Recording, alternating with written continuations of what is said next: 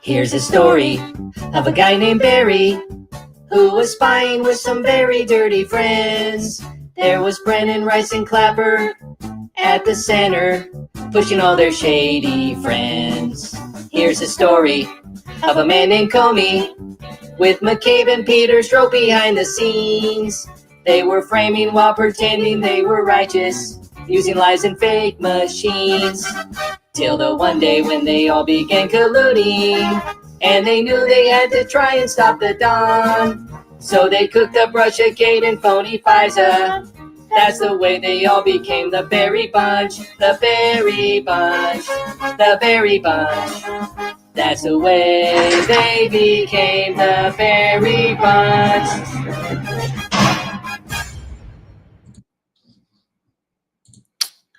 Good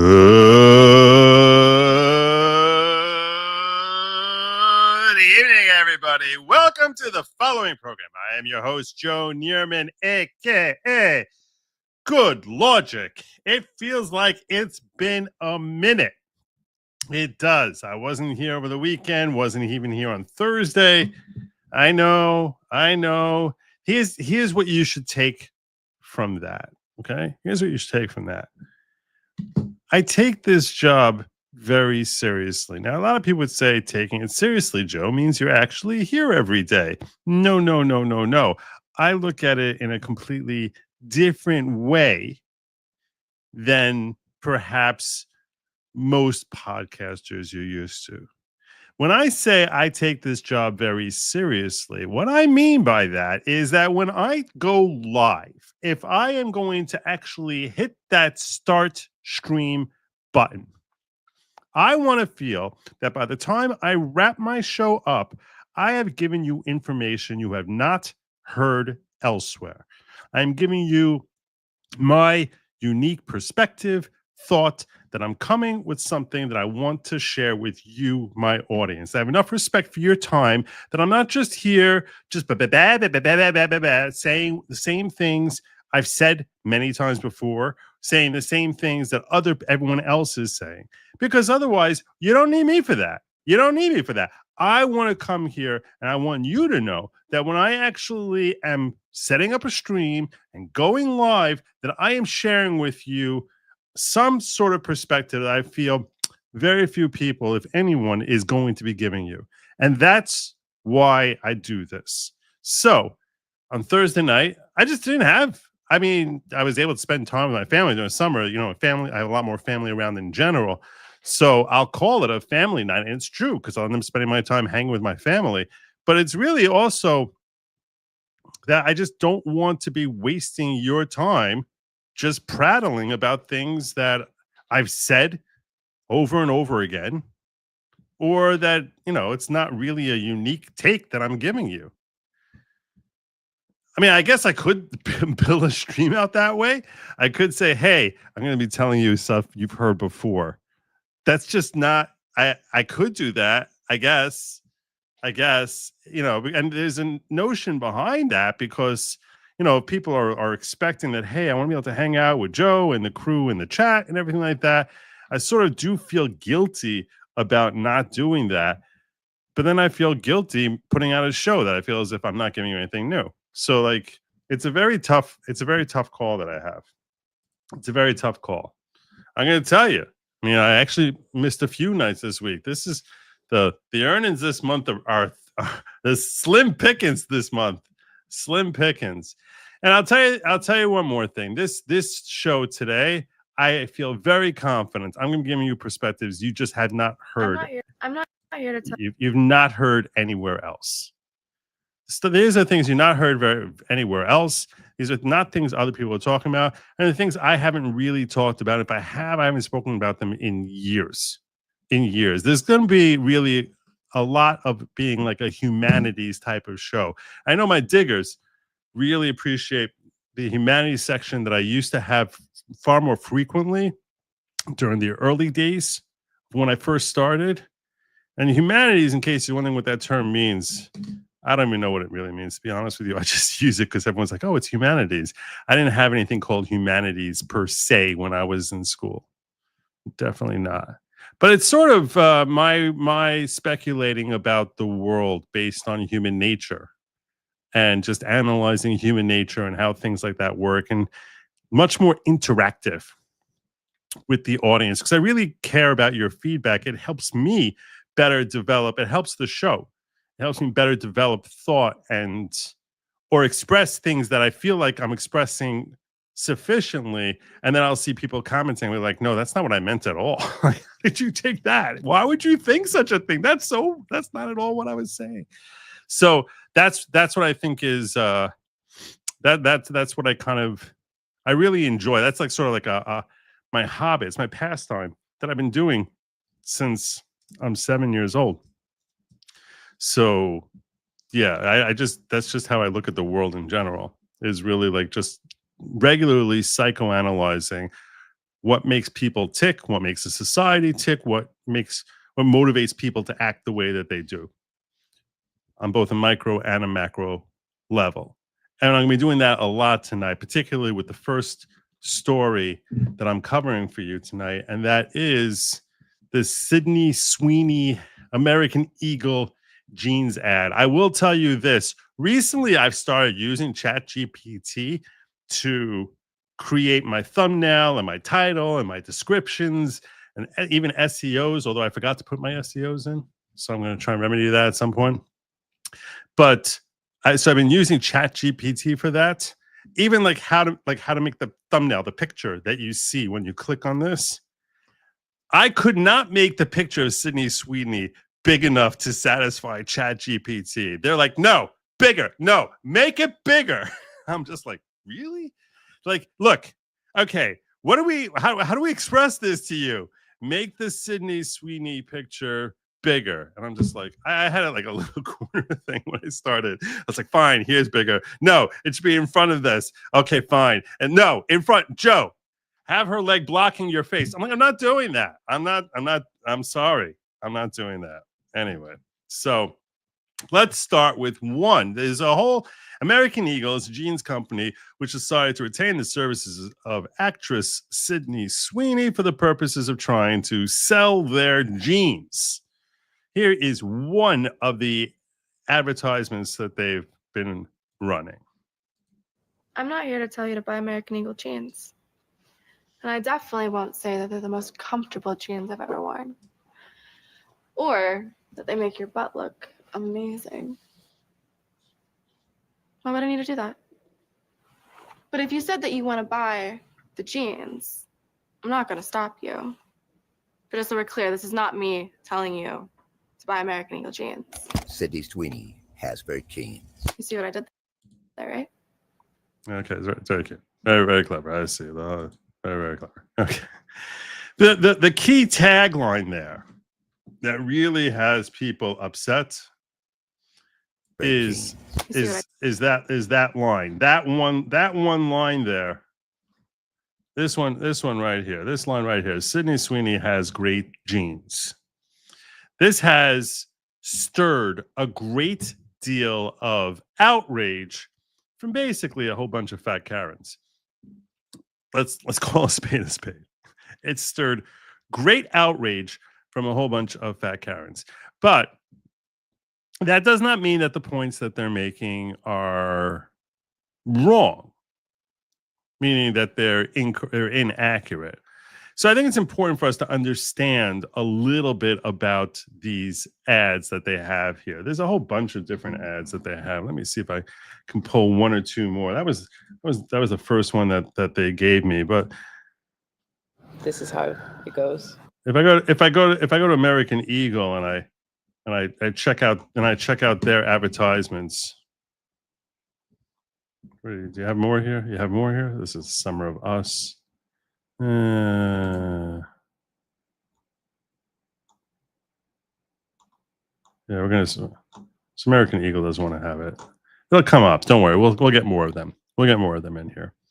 But so that was one ad. Here's another ad, and you'll start to see that there's this theme that people are very upset. Some of them are a little bit more sensual than the one we just saw. I actually preferred to not fixate on the sensual ones, but for purposes of trying to understand what people are saying, what people on the left are saying. Let's check out this comment here. Did American Eagle just run an ad for eugenics? What? What? An ad for eugenics? What? Okay. Genes are passed down from parents to offspring, often determining traits like hair color, personality, and even eye color. My genes are blue. Sydney Sweeney has very genes. Okay. So I could definitely see the whole genes are passed down. You know, they're definitely leaning into the whole genetics element. There's no you're lying if you think that they're not. The idea is they're doing a very obvious play on the word genes. But okay, all right, I could definitely understand why someone would say what she's just Just talking about denim, right? Just a blonde-haired, blue-eyed woman explaining how her good genes gave her personality and purity. I mean, I didn't say personality. They said such given blue eyes. are we really going to pretend that this isn't a little fashy-coded? Fashy-coded. Are we gonna really not pretend that you're trying very hard to speak Gen Z talk? Fashy-coded. I assume that means fascism dog whistle. Fashy-coded. I seriously can't keep up with the news speech that they have today. Look, I'm not saying that Sydney Sweeney personally wrote this ad to revive the Third Reich, but American Eagle absolutely knew what they were doing here. You don't get to drop lines about inherited traits, blue eyes, and great genes while zooming in on somebody that could have walked straight off of a Nazi propaganda poster and expect people not to catch that reference. Okay. Good genes used to mean racial purity in fascist circles, and now it's just denim marketing.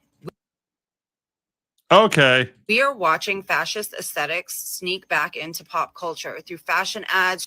Fashion aesthetics sneak back in? Okay. Trad wife influencers, and yes, now blue jeans. If you think this was an trad wife influencers. denim marketing. We are watching fascist aesthetics sneak back into pop culture through fashion ads, trad wife influencers, and yes, now blue jeans. If you think this was an innocent ad, you have not been paying attention. All right. I hate when people, it's the whole talking down. Oh, I've been paying attention. I'm woke. Right? That's the whole origin of the term woke. I'm awake. I'm paying attention. I am far, far more enlightened than you. Listen to me. I'm very, very important because I've been paying attention. I'm going to enlighten the world for you, stupid people.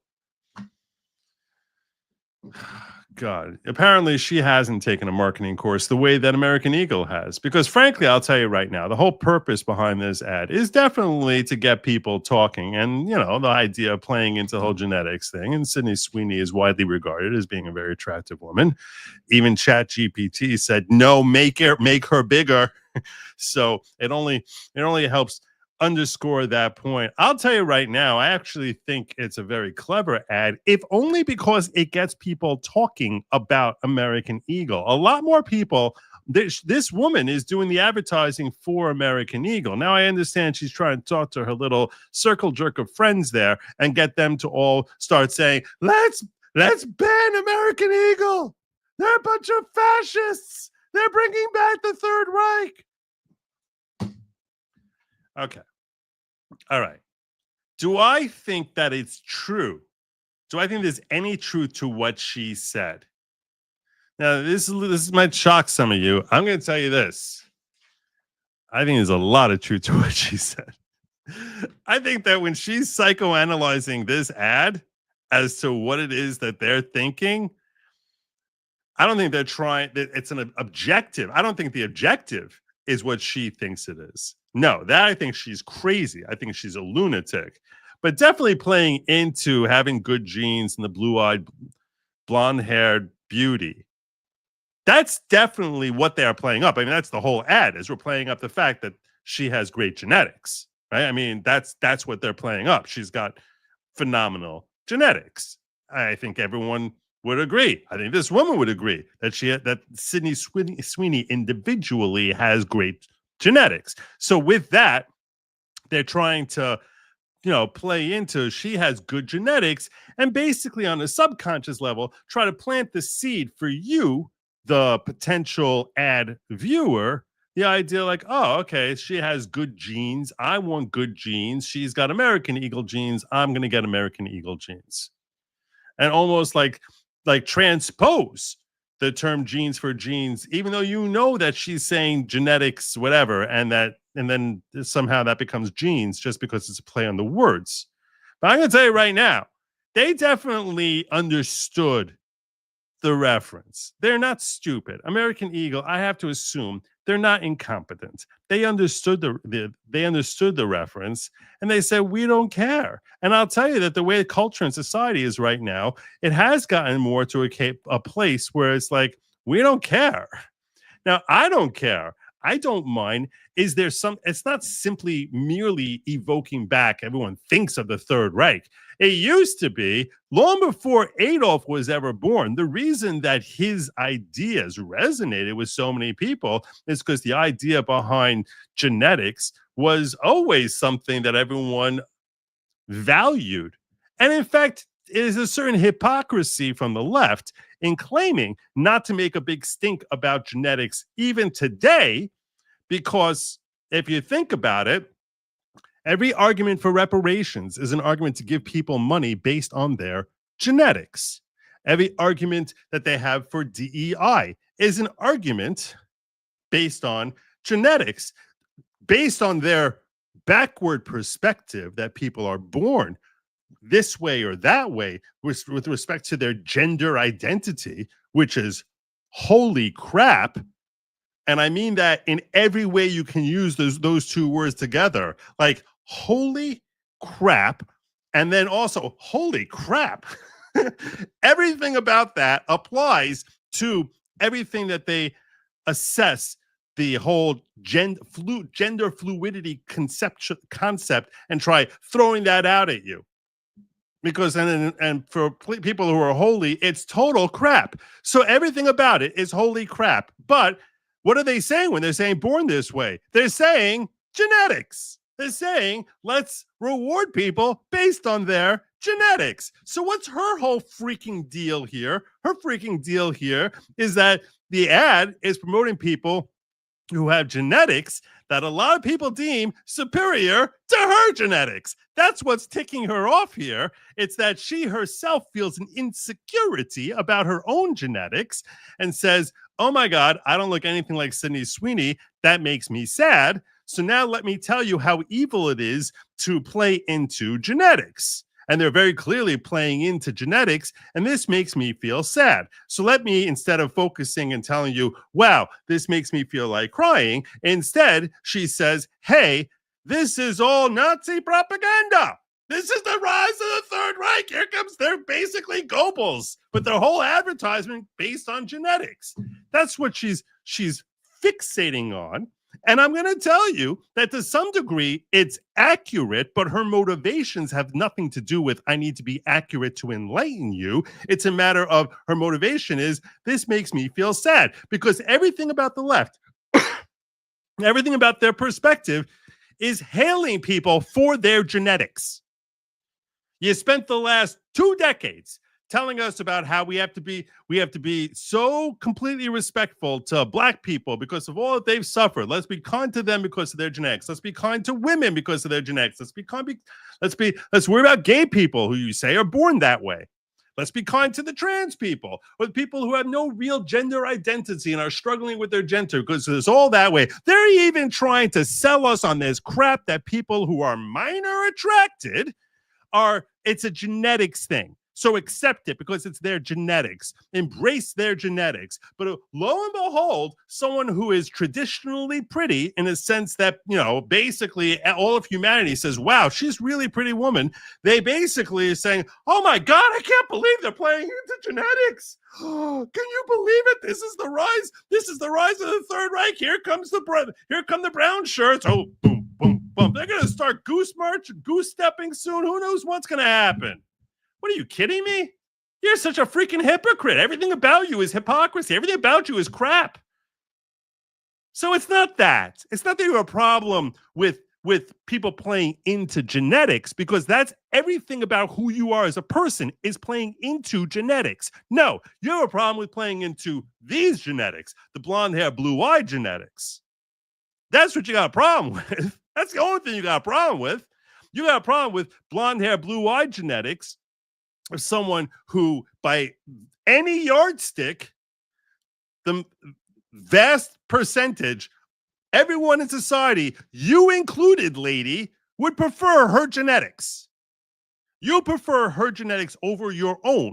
You feel insecure. You hate your genetics. When you look at hers, it makes you resent your own genetics. So you get mad about the fact that they're not simply promoting her genetics, but they're basically saying that's a reason she should be appreciated and recognized because she has good genes. And now you're basically sitting there saying, how dare they talk about good genes? The hypocrisy on you is gross and disturbing. And it's part of a culture which is basically fostered by a school system, which basically says, no, we're gonna talk all about how important genetics are. So important, unless it's someone who has genetics that were traditionally favored, in which case we're gonna spit on them and basically describe them as being evil. As if she's now Eva Braun, as if she's actually done the evils of the Third Reich because, oh my God, she has blonde hair, blue eyes, and people appreciate that about her. That makes her now evil. That's what she wants you to believe. And as much as I'm attacking her now, the next woman I'm going to bring up is much worse. But let me get to some super chats first. I was about to sing "What Is Love, Baby? What is love, baby? Don't." Why? What? Now I'm picturing Will Ferrell and that other short dude. Thank you, Q. When your Jags was really big, the left supported it. Oh my God, they were really big in supporting it. You should play those ads again just to make sure we can all see the proper. We're gonna see more of it. We're gonna see more of it. We're gonna see more of it. For some mom and sister watch the show for the first time, can you shout out Maria and Gazella for watching first time? Thanks, Joe. 556 Tsunami. For you, my brother, anytime. I'm just gonna tell you, Maria Gazella. What is it? J? I don't know, because I know it's Ghislaine. A lot of people. I'm gonna. You didn't tell me hard G or soft G. Well, Maria and Tsunami Mom, I'm just going to say to you, wait, or is she the sister? See, Maria might be the mom, and that could be this. Right. Okay. Well, whatever it is, God bless you. Welcome to the following program. This is not like, it's not like a regular show. It's just, it's me, and I'm espousing my thoughts on the world, and yeah, that's pretty much it. That's pretty much it. So I'm glad that Tsunami brought you along, because without that, the gods of YouTube never would have let you find me. And hopefully you'll stick around. You have liberal fatigue. You see, and you don't even do this show. I do this every night. This is why I say I can't say the same thing night after night. You have liberal fatigue. Oh, boo-hoo for you, Deb. Oh my. Watch for Representative Dan Goldman leave Isaiah to go ballistic. Oh. That is pretty funny. Is he really the Levi's there? I didn't know that. God, I'm so sick of so much reading ridiculous BS into everything. Sex sells. That's all this is. That's all it's ever been. It's always been sex sells. This is true. But this is not simply sex sells, because they are leaning hard into the whole she has good genes. You have to, and American Eagle was definitely using that terminology intentionally. That was intentional. So in that sense, she's not 100% wrong. I don't think they're calling for the rise of Adolf. I don't think they're looking to kill the Jews, but I do think that they knew what they were doing. I mean, come on. They knew what they were doing. Bring back sexy eggs. Maybe I will not skip. And I understand a lot of people are feeling this. We haven't seen ads like this in a long time. This is a throwback type of thing. In the 80s, it was always like, blondes in bikinis, playing volleyball on the beach, because that's what you do when you're thinking of Coors Light,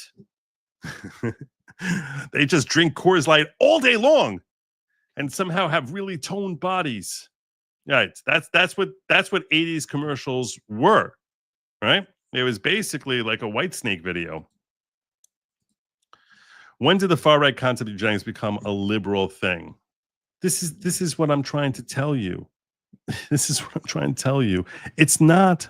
It's only the specific eugenics, the other eugenics they're really happy about. They promote that over and over again. If you're saying that you believe in diversity, what you are saying is it's not diversity of thought, it's diversity of people who are different based on their immutable genetic traits. That difference could be in their race, it could be in their gender, it could be in their gender identity or whatever other stuff they want to make up. Because they pretend that's a genetic thing. It's not a genetic thing when it comes to gender identity, but they pretend it is. Their sexuality, all of this stuff that they claim, they're born that way. That's claiming it's a genetic thing and that we need to give diversity and put these people up on a ladder. So you're promoting genetics all day long for years on end. And as soon as someone basks in what were traditionally favorable genetics, because you don't have them, now this woman is pretending it's the rise of Adolf all over again. That's what we're seeing here. That's what you're all seeing here. HPG KMC says, Dear leader, I don't mean to question your show agenda, but would you please consider spending 5 to 10 minutes on the NJ Fed Circuit temper tantrum about Alina Habba? Is this an insurrection meme?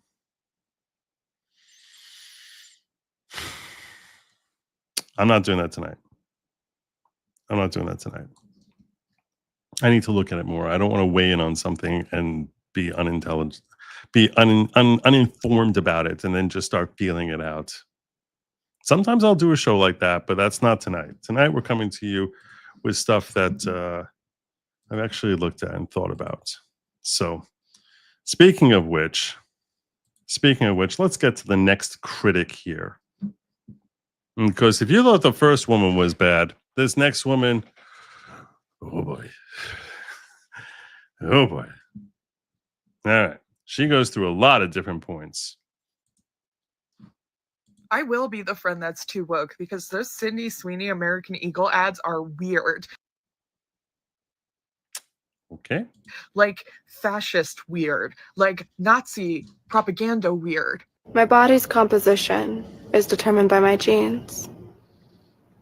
Hey, eyes up here. Sydney Sweeney has very genes. I mean, that is the tagline they use everywhere, that she has great genes.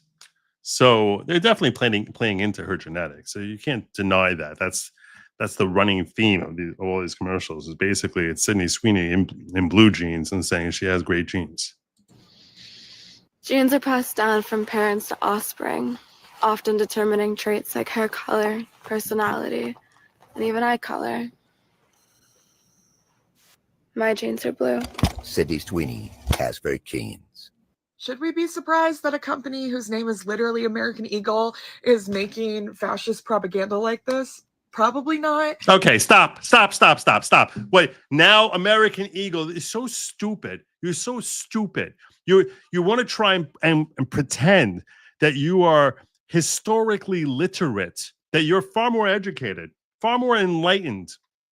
To refer to America as being fascist, to refer to it that way actually displays your own illiteracy. You are not more enlightened. You are less. You are not sharing information and perspective and thought. You are sharing your very, very tilted slant, which starts with, let's try to find everything wrong with America, pretend that every ill we find is unique to this continent and nowhere else in the world do they have this problem, and then start saying that here, let's have the most hyperbolic descriptions of America's failings to try and basically castigate America as if it's a uniquely terrible place. So when you refer to America as being fascist, when it is actually the freest country on earth, bar none. Bar none. It doesn't matter if you look at the EU, Canada, Mexico, certainly the Far East, Middle East, oh my God, even South America. There's nowhere you will find that is freer than the United States of America is today, whether it comes to freedom of speech, your right to protest. And we complain that there's not enough freedoms because we have been trained by our forebears to actually be continually seeking more and more freedom. But for you to actually describe like a complete airhead, like a thunder, like what is wrong with you? How can you come to a conclusion that America is fascist, that you refer to a company that calls itself American Eagle as well? We shouldn't be surprised that's fascist. You're such a doofus. Every country in the EU that you consider to not be fascist is far more fascistic, and none of them are fascist. Let's just be clear about this. But if you're looking at the gradient scale of, hey, where's the most fascism? Where's the most freedom versus fascism? There is no country, if we have freedom over here and fascism all the way over here, in that case, there is no place. We really should do the opposite way, because the left is where you actually have fascism and the right is where you have freedom. But there is, so if we have fascism over here and freedom over here, there is no country that is closer to the right-hand side here of freedom than America. It doesn't matter which one of those stupid EU countries you're looking at. They are far more oppressive of their citizens. They are far more oppressive with respect to freedom of speech, with respect to representation, far more oppressive with respect to your right to assemble, far more oppressive in every way imaginable. But you're so stupid and short-sighted and narrow-minded that you intuitively just say, oh, American Eagle, obviously that's fascist. Doofus. But here, give us more of your thoughts. But it's still really shocking. Like, a blonde-haired, blue-eyed white woman is talking about her good genes. Like, that is Nazi propaganda. Nope, it's not.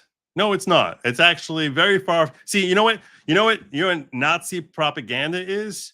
Nazi propaganda is kills the Jews. That's Nazi propaganda.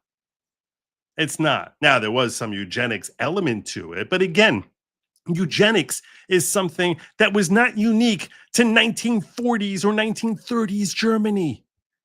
Everyone thought about genetics and looked at genetics as being really, really important going back many centuries, anywhere on the globe.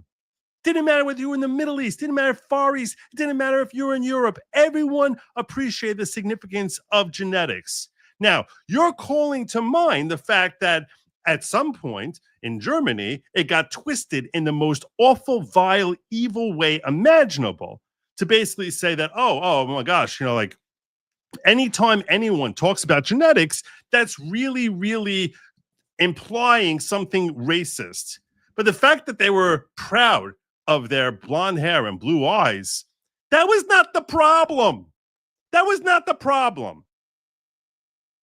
Hey, it's not as if like Sweden or Norway, where these traits are far more common than they are actually in Germany or anywhere else in the EU. It's not like, oh my gosh, there's all these blonde girls here. Oh my gosh, what a travesty! This is the horrible. No, only in your own brain, lady.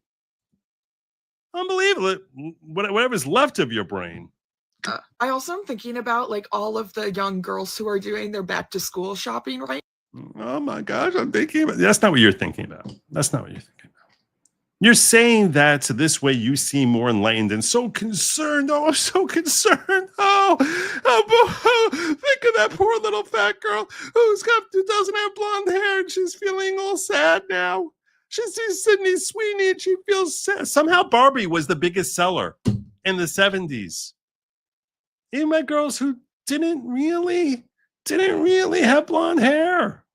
Imagine that.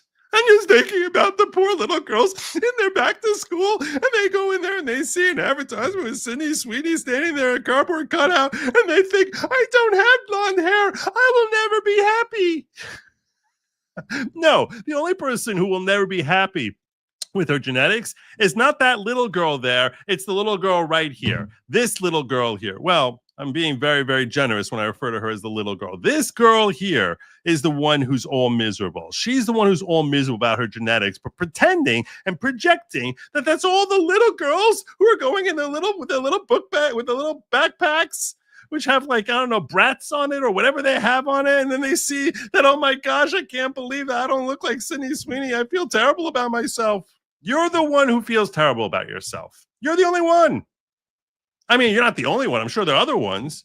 I'm sure you have 9 friends who all sit around with your Haagen-Dazs complaining about Sydney Sweeney. I get that. There's probably, you probably have a collection. And when you get to in your group photo, I'm sure there's a lot of people. It looks like there's a lot of people there. Hey, you're sitting here telling me about the little girls. Trust me, it's not the little girls who are complaining about this. No, it's not. And the littler they are, the less they're complaining. Now, at places like American Eagle, who are seeing ads like this, yikes. Yikes. Yikes. No, I watch this video and I say yikes. Okay? I watch this video because you're not upset about the fact that, because they're not thinking back to, the little girls are not thinking back to Nazi Germany. Okay, the little 5-year-old girl isn't thinking, "Oh my God, this is so iridescent. This is such a callback to Goebbels." No, they're not thinking that. Okay, none of them are thinking that. You're the only one thinking that. And again, I still think American Eagle knew what they were doing. I think they purposefully were leaning into the genetics of blonde hair and blue eyes. Obviously, you have to be stupid to think anything else. Of course, that. And obviously, they think back to. You can't help but think back to how blonde hair and blue eyes was certainly the whole Aryan race thing. And I think they said, we don't care that it does that, which that is a reflection of our society today. That is. It's a reflection of like, yeah, we're just going to accept that and be proud of that. And frankly, whether you have blonde hair and blue eyes or not, you should be cool with it. If you're actually secure, if you're actually not, I never had blonde hair or blue eyes. But if you're actually not insecure, you're totally fine with this. You say to yourself, okay, all right. So some folks have blonde hair, blue eyes. I don't. I got other qualities. But you're sitting there so insecure. Oh my gosh. I feel bad for what this woman represents. So American Eagle is mostly a brand that like teenagers to like young adults shop at. And so the fact that like this type of advertising is being used that feels so for the male gaze and so over sexualized. It is definitely sexualized. It is sexualized. Frankly, the reason they're using that is because of what Erin Troyer said earlier. It's because sex sells. Because basically, men have an interest in it, and girls want to try and identify as being similar to Sydney Sweeney. So, yeah, I know it really bursts your bubble to realize that sex sells, but it does. It always has. Since marketing conceptually was created, the titillation is part of what 7th Avenue has always been all about. It's going to be sex sells. That's just reality. Here's a newsflash for you. Woke doesn't sell. That's why you have the origin of the phrase, go woke, go broke. It doesn't sell. That's why when you take these classic movies and you say, hey, let's totally reimagine it with a black woman and a Latinx or whatever you want to call them, and some queer dude running around there in some weirdo costume, it doesn't sell. No one wants it. Recognize when you're in the minority and embrace that. Embrace being in the minority. Don't be ashamed of that. Frankly, this woman seems about as average as possible, so I don't know that she's in the minority. Again, I'm being generous when I refer to her as being average, just so I don't have people mad at me. It's like, I just don't like it. I don't like it even a little bit. Oh, trust me, it's not geared at you. Trust, it's really not aimed at you. No.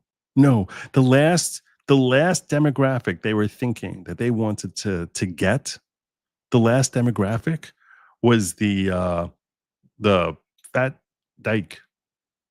That's not what they weren't targeting that. Believe it or not, anyone who's hiring Sydney Sweeney for a commercial, you're not the target.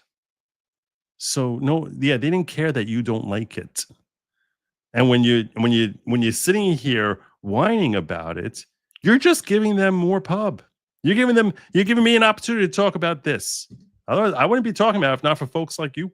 I haven't even mentioned the fact that this entire ad campaign that Sydney Sweeney is doing right now is incredibly reminiscent to the Brooke Shields Calvin Klein jeans ad campaign that she did when she was 14 years old. Is it? Probably. It probably is. I can see that too. But you're going to say anytime there's sexuality in a jeans commercial, it's now reminiscent to Brooke Shields? But let's see. I want you to see just how much in her own head this woman is, okay? I do see where she comes to that. If you're too young to remember this, I'm pretty sure it was Jordache jeans in the 80s. You have to realize back in the 80s, I was a young teen. And I think she was like in some pose where she was basically, it was before yoga was really popular, but she was in like a yoga pose, as I recall. And she was being sexualized at 14. She did when she was 14 years old. That was extremely over-sexualized and weird. Yeah. It was over-sexualized, and there started being kickback for that. Why are we referencing that? She was also in Blue Lagoon, which she was nude in Blue Lagoon. This is pretty shocking, but she was in a movie called Blue Lagoon when I think she was too young to actually. It was making an RA movie, and I think she was too young to go to it. Not positive about that, but I have vague recollection of something to that effect. Why are we referencing that? I thought we agreed that that was weird that they... You see, we're not referencing it directly, that 14-year-olds, but we are referencing sexuality in jeans. So now you're going to say anytime there's sexuality in jeans, that now is talking about maps. I mean, that's pretty weird. I'll give her this. She's correct that was weird, how that was like, normalized. I think back then it's like the concept of there being maps was so foreign to us back then that it didn't have nearly the same, didn't resonate the same evil way as far as picturing 40-year-old dudes. So again, you have to realize I was watching it as a 14-year-old. So my reaction to it back then was going to be very different than it would be as someone who is much older than 14. So, and now when I look back at it, I'm like, yeah, that's kind of weird. It is kind of weird with it taking a 2020 lens to look at that. But that you think that any commercial which is now sexualizing jeans is somehow a callback to that, oh my God, there should never ever be another advertisement campaign which is going to sexualize jeans. You want to tell me you don't want sexualizations in commercials? I can get all on board with that. Okay, you want to tell me that that's like a bad thing, and it's only, it's promoting a prurient type of perspective. You can get me on board with that, but that's not where she's coming from. She's coming from the fact that no, this evokes Brooke Shields as a 14-year-old. That's retarded. It's retarded to think that that's a reason that they shouldn't be doing this advertisement, this ad campaign. There's a lot of reasons you can give me that you want to tell me from a religious perspective. You want to tell me as far as raising the values in America. Not that I think she has the slightest concern for actual healthy values, but that you want to tell, if someone wants to come and make that claim to me, I'd be like, oh yeah, no, that makes total sense actually. But to tell me that it's because of Brooke Shields, what? Why would you even go there? Who goes there? Had her do that. So we got a blonde hair, blue-eyed white woman talking about her good genes in an ad campaign that is a This is a woman who's very miserable about her very, very bad genes, her very, very stretched out genes, her very faded and worn genes. This is a woman here who's very, very upset about her genes and I mean that in every way possible. reference to a 14-year-old Brooke Shields, Calvin Klein's ad campaign. No one's thinking that but you, honey. No one's thinking that. That we've all agreed was really weird and predatory. Yeah, I don't like this one. I don't like it. I don't like anything about it, actually. Nope. Really? Nope. Well, I definitely don't think you should buy the jeans that she was wearing. That's my best advice to you, honey. Don't buy the jeans she was wearing. You shouldn't. You don't like it? Don't buy it. That's how you do it. Don't buy it. Don't buy it. But listen to the air of arrogance when she's also, because this is another one. She's sitting here, she's all excited about to promote every other person's genetics. But as soon as we start talking about genetics as someone who's got blonde hair and blue eyes, all of a sudden, oh my God, the calamity, the horror, the poor little girls. It's not the poor little girls. Each of these women were complaining about how this ad made them feel about themselves. Let's just be very crystal clear about this. I would have far more respect for either of these women if they would actually own that. Just own the fact that it's not about the little girls. It's not about Brooke Shields. It's not about anything other than she makes you hate how you look in the mirror. That's what it is. She makes you hate that about yourself. And that's what you feel resentful for. At the same time, that resentment, they mask that resentment by bringing up points which have some elements of truth to them. Meaning, I do think American Eagle was purposefully leaning into the whole blue-eyed, blonde-haired, good genes type of thing. I think it's kind of ridiculous if they missed that. I mean, you're either saying that they realized it and were embracing it, or that they're idiots. And I don't assume that they're idiots. So, yeah, I'm assuming that they knew about that. And they're like, yeah, you know what? This is the right time in culture and society to lean in on that. And I think that's probably a good call. I happen to think that this is a brilliant ad campaign because look at how much conversation and chatter, how much free press they've gotten. I didn't even know about freaking American Eagle jeans until this thing. Until all of a sudden this becomes like a whole controversy. And I'm like, oh, okay, you know. There's a company out there, American Eagle. And they make jeans, and they don't mind leaning in onto the whole sensuality thing in their ad campaigns. Now you can decide to buy it, you can decide not to buy it. But these women here are not upset about the poor little girl. They're not upset about the rise of the Third Reich. They're not upset that all of a sudden they're going to claim that, oh my gosh, here come the swastikas. The problem with the Third Reich was never about the fact if they would have stayed on the whole genetics thing, they would have been exactly the same as every other race which leaned into their genetics. They would have been exactly the same. No, it's that they took it and they said that's a basis to basically start murdering folks in the millions. That's what made it terrible. That's the really bad part of the whole, Adolfian perspective. But leaning in on genetics, you guys have been leaning in on genetics for the last 20 years, every way imaginable. In fact, when Trump says, hey, we're cutting out DEI, we're going to cut out this whole genetic thing, what you're basically screaming how evil that is. You're screaming, we need to focus more on genetics. How dare you stop focusing on genetics? So that is the ultimate hypocrisy. When you come out 1 minute and you start saying, oh my gosh, everyone's genetics have to be held up and we have to hold them up and give them jobs and give them all sorts of things like that. And then if it's a set of genetics that you just don't like because it makes you feel inferior, and it does. It makes you feel inferior. And I got another news flash for you, okay? It's not actually inferior. I don't think it's at all inferior. Now, someone eats themselves into a coma and ends up looking like the Blob. In that case, yeah, that's not genetics. Those are your life choices, which are regrettable. But she happens to have, and it's not like every blonde hair, blue-eyed person is attractive. Frankly, a lot of them look pretty hideous.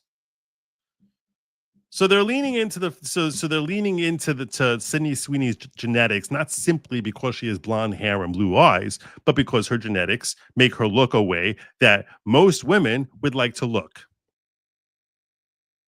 So that's what you're weeping about. That's what you're sad about. And if you own it and accept it, that's the first step towards becoming a more secure and actually happier person. Instead of someone who's continually complaining to your 12 online friends, most of whom are just going to give you a little sad heart emoji or whatever stupid thing and tell you, don't worry, we'll go to McDonald's, we'll sort all this out. That's, I don't know what to tell you. I don't know what to tell you. Stop whining. God. No fly traps in here. It's very annoying.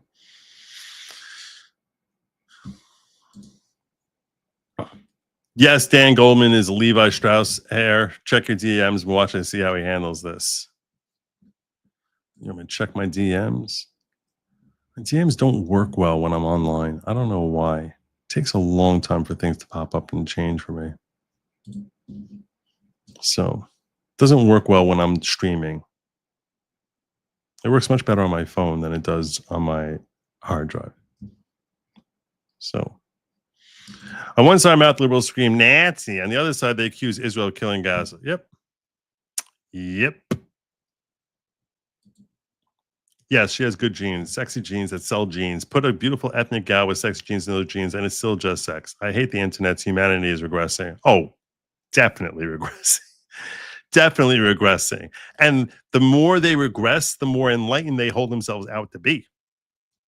It's not simply the reason that there's no real fix for this. It's because the most regressed people of all, the ones who think they are most enlightened, like children who think they know everything.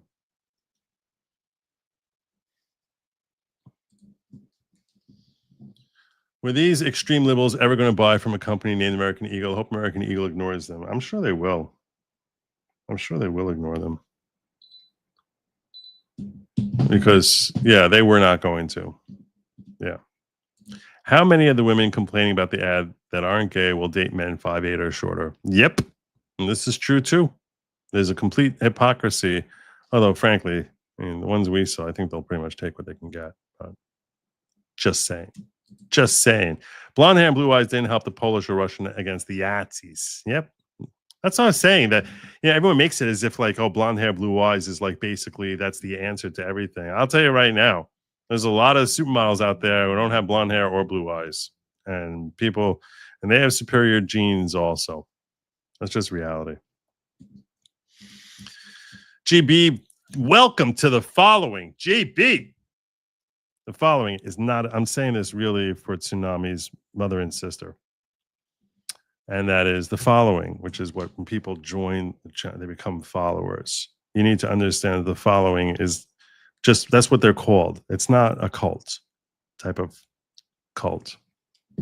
It's just a group of like-minded individuals who are seeking greater personal growth through community, unity, learning, and thinking, but not at all.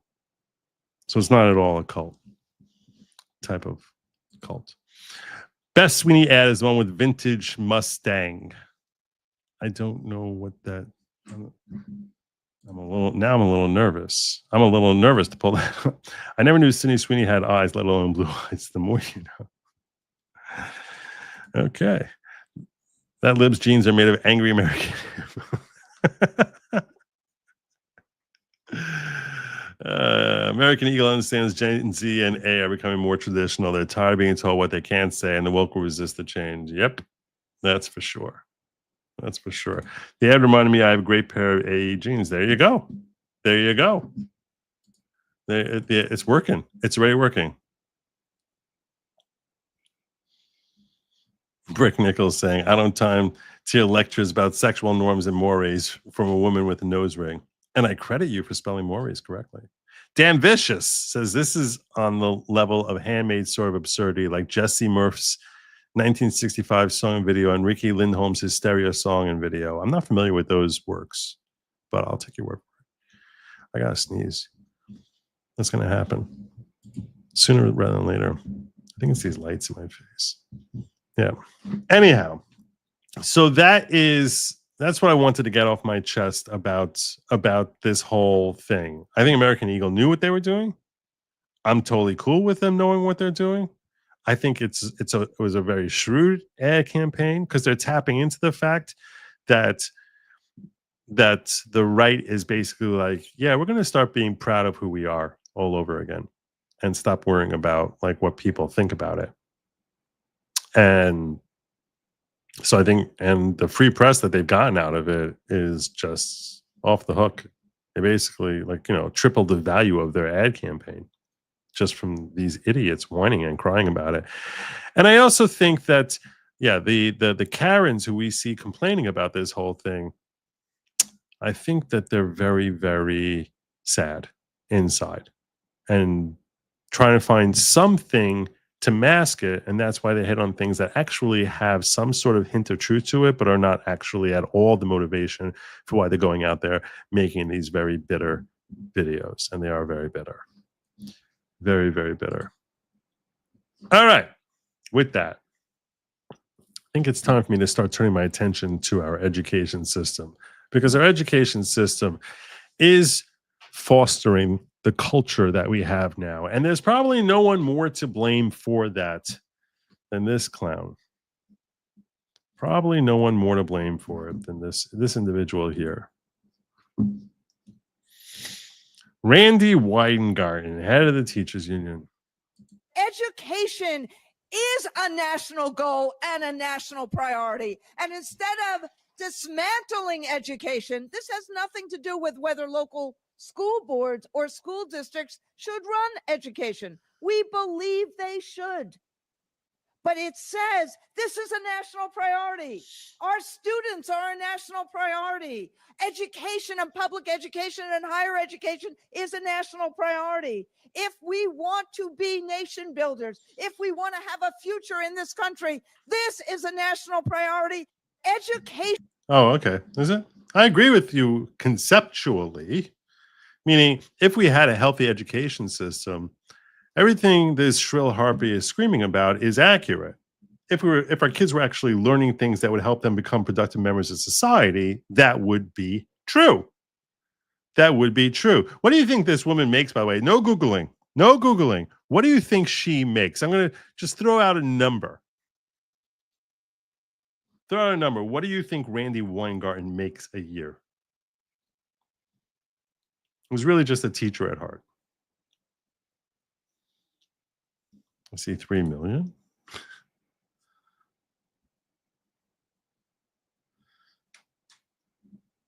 $500, $450, $375, $400, $200K, $500, $360, $150,000, $500, $137, $990,000. Okay. $350. Yeah. Apparently, from what I've seen, she makes $560,000 a year. Complaining about how teachers don't get enough. I guess it's good to be an advocate. At least according to Doge AI, who says union bosses like Weingarten rake in six-figure salaries while classroom teachers struggle on $40K. She pulls down over $560K annually, running interference for a system that burns cash without results. Meanwhile, teachers in states with actual accountability measures see better pay and outcomes. The real test isn't where she teaches, it's whether taxpayers keep funding the administrative bloat she protects. And that's the problem. She is protecting the bloat. School districts nationwide waste millions on consultant contracts and redundant administrative positions, not to mention the whole dean of DEI crap. All teachers buy supplies with their own money. States that cut through union roadblocks and administrative waste consistently deliver better teacher compensation and student results. Time to strip funding from bureaucratic middlemen and send it straight to classrooms. Teachers deserve the pay, not the parasites. Well said, Doge AI. Well said indeed. He has a whole bunch on that today. But here's the problem with our education system in a nutshell. You really want to know what the problem is. Here's the problem with it. These are what our teachers think they're supposed to be doing.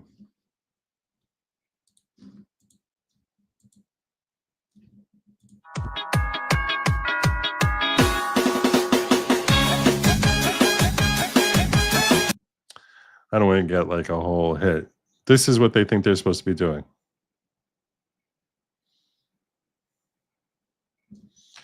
These are not people who understand the idea of being a role model. Sadly, this is pretty much the best of the bunch we're about to see.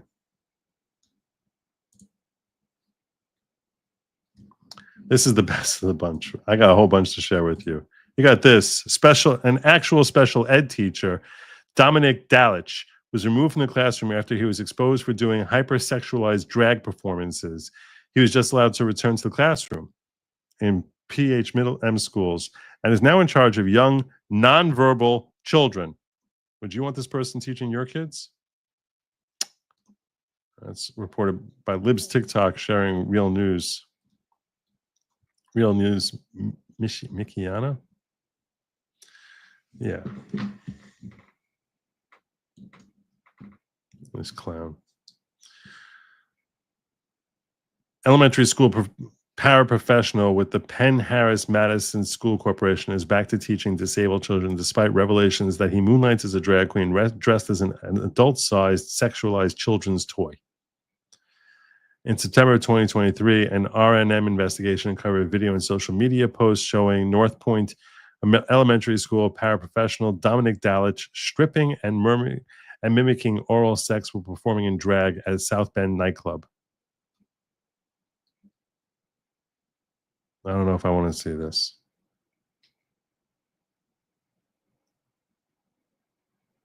Polly Pocket. At one point, Dallas takes off a dress to expose the women's underwear he's wearing underneath. He then gets down on his knees and mimics performing oral sex on a man. Yeah, we're not watching that. And now he's back in the classroom, teaching the little kids.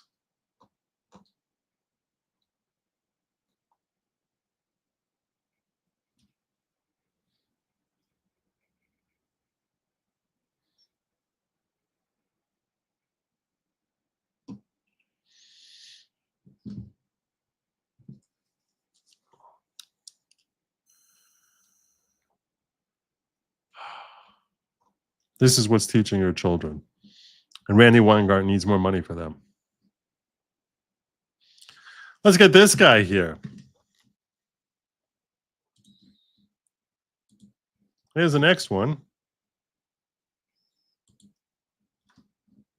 I came up with the best idea, and it involves my nails. So every day I have new nails because I like practicing, so they change a lot.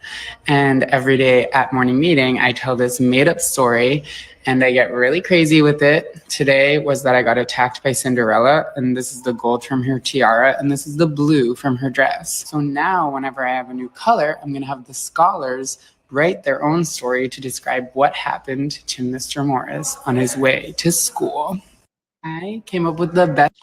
Let's make my classroom all about me. That's basic. Let's make it all about me and my fetishes. Let's make it all about me and my fetishes. That's this guy. Don't worry, there's more. This is what Randi Weingarten. We need more money. We need more money for these teachers.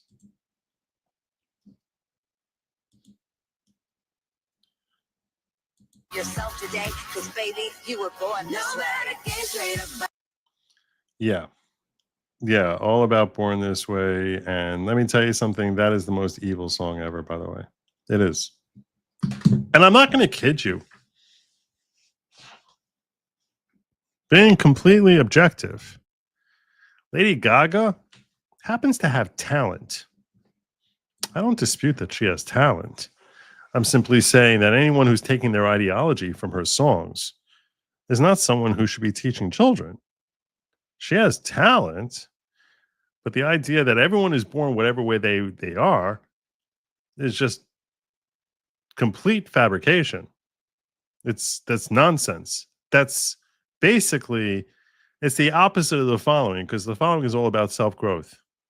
And the idea is that you can actually develop into being something more. And just saying I'm born this way, so now I'm going to bask in it, baby, is a license for self-indulgence. It's basically accepting that you're going to be what you are and have no more development, which is basically no different from being a cow. You grow up and get bigger, but you're not actually developing yourself into something greater because you're just, well, I'm born this way. And tell me how that's not an argument about genetics. Tell me how that's any different.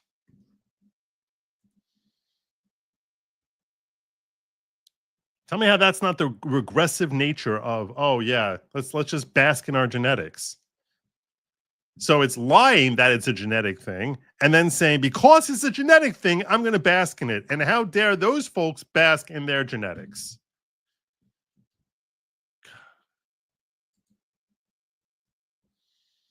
So yeah, I look at these people and I'm like, no, you don't need more money for these folks. Here's another woman who, I'm sorry, is an argument against the education system. Hi, my name is Kirsten and I'm marching for our democracy. Yeah, so what has Donald Trump done that threatens democracy, you think? Everything. I mean, he's going against the LGBTQ plus community, which How's he doing that? is what I'm a part of. He's going against my immigrant neighbors. He's going against the other teachers and like our safety in the school. They're not immigrants. If they come here legally, they're not immigrants. If they come here illegally, they're not immigrants. If they come here legally, he's not going against them. Schools, everything. So tell me what rights you think have been threatened. My rights to do this. You're doing this. Are you threatened that you're going to go to jail for doing this? My voting rights, my rights to protect the people as a teacher. Like if ICE comes into my school, I'm not giving my kids up. I think our rights to have a full democracy is being. So you're a teacher? I'm a teacher. Yep. And you said your rights to do this, right to protest? Yeah. Right. Has that been threatened? Speech, freedom of speech. He's trying. It's different. It's in the same number so they're both in the First Amendment, but they're not the same right. And go after the First Amendment, and that's just not it. That's just not it. How so? How does he go after the First Amendment? That's part of Project 2025. He doesn't. Her brain is so scattered. It's almost like you can see like there's like a blender in there. It's just this mishmash. I'm going to go from this thing to that thing. And you asked me a question about this. You asked me a question about my right to protest. Let me talk about freedom of speech. You asked me about freedom of speech. Let me tell you about how he's going after illegal aliens. It's just this complete mishmash of just anger and resentment that has been geared up against Donald Trump. Want us to be able to do things like this. Says who? Says who? Where did he do that? What did he do? And you remember he was kicked off social media platforms. Don't you think he has sympathy towards being banned? No. I don't think he has sympathy for anything. Yeah, I don't think he has sympathy. I think he's a psychopath. I think he doesn't have sympathy for anybody. Donald Trump's a psychopath. Huh? So, yeah, I really do think so. You want public execution of Donald Trump and Elon Musk? Yes, please. Yeah. Okay. All right. So that's another member. That's another fine, upstanding member of our education system right there. Right there. Another fine, upstanding member. I don't think we need more. I don't think she needs a higher salary. More money is not going to make her a better teacher. That's just me. And now we're going to close out with this winner right here. This winner right here.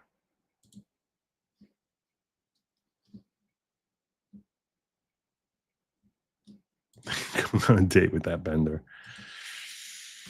Whew. In a normal day, these are my shoes. But sometimes, hell, I like to look sexy.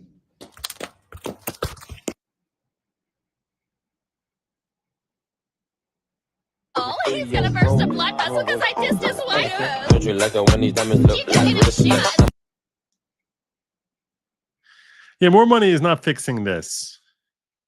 More money is not fixing this. Ironically, the whole explosion of this culture has literally just made them more miserable.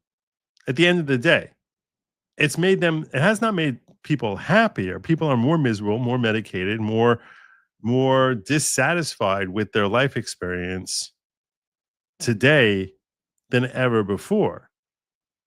So at a certain point, you sort of feel like maybe pull the plug on this experiment. All right, this fly is really starting to annoy me. At a certain point, I'm just going to snap at it. So don't let that throw you if that happens. If that happens at some point. That didn't work. Yeah. So it has not led towards greater happiness. It hasn't, of the individual or of society. So you sort of have to ask yourself, at what point do we pull the plug on this? And why do we need more money for this? This is not what we need. We don't need, I'm sorry, I don't understand the argument to say that our education system will be better if it's better funded, when we see example after example of even the best of them are shaking their yayas on TikTok. Like I don't even understand. Like this is, and don't get me wrong. I know that there are some very fine teachers out there. There are, but some very fine teachers, very dedicated, very selfless, very caring about their students, who just want to help their students learn their particular subject that they're teaching them. I'm going to even go on a limb and say that perhaps they're even in the majority. Okay? Perhaps they're even in the majority. But when we have a school system which is basically promoting and has so many examples of one lunatic after another who does not realize just how crazy their lunacy is.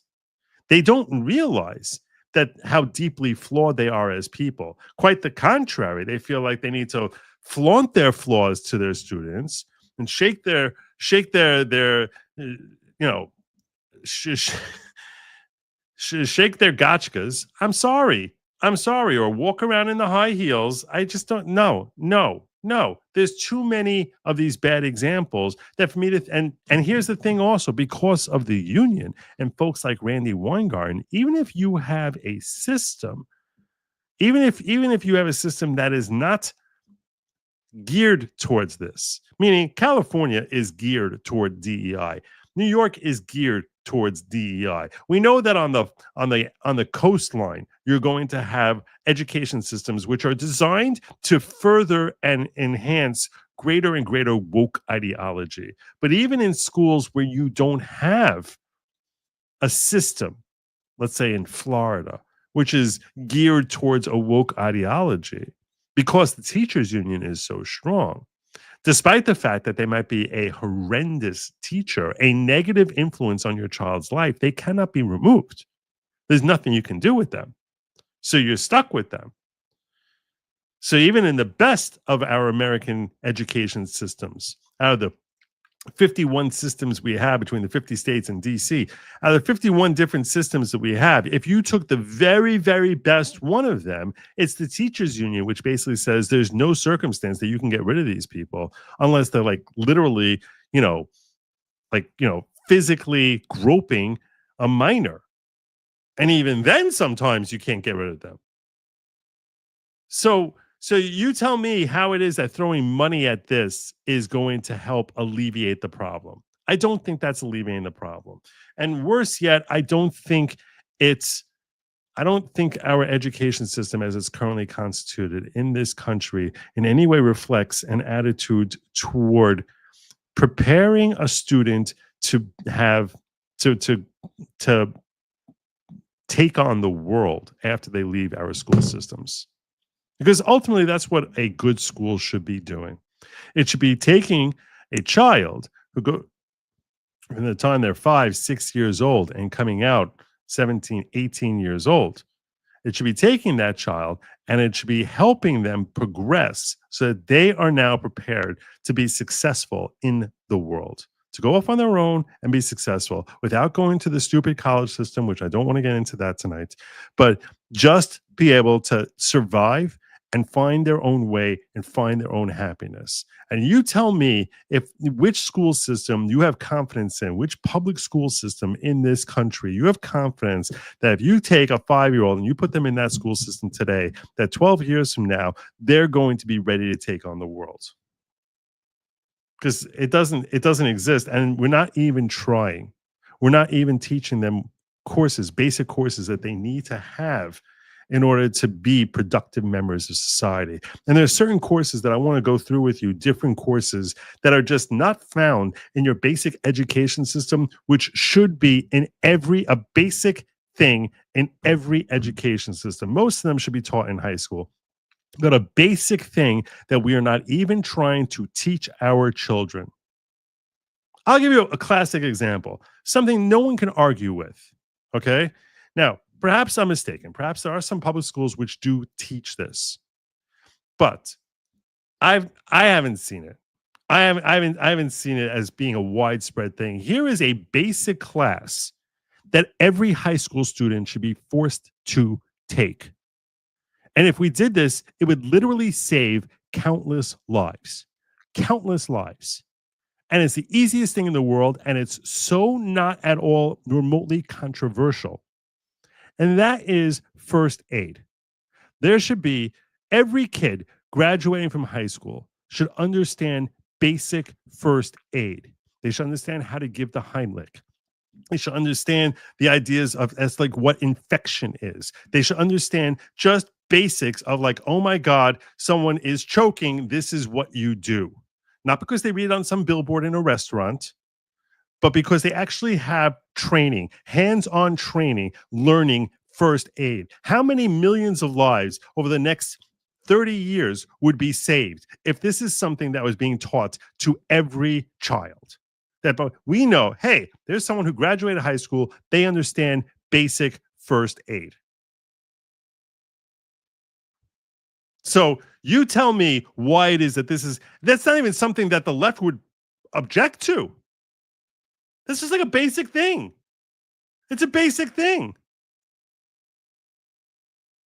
I mean, with first aid, frankly, this would require money. This part of first aid should actually be basic life-saving, like swimming skills. So they can actually get in the water, and if someone is in trouble, save them, rather than watching their friend, God forbid, drown.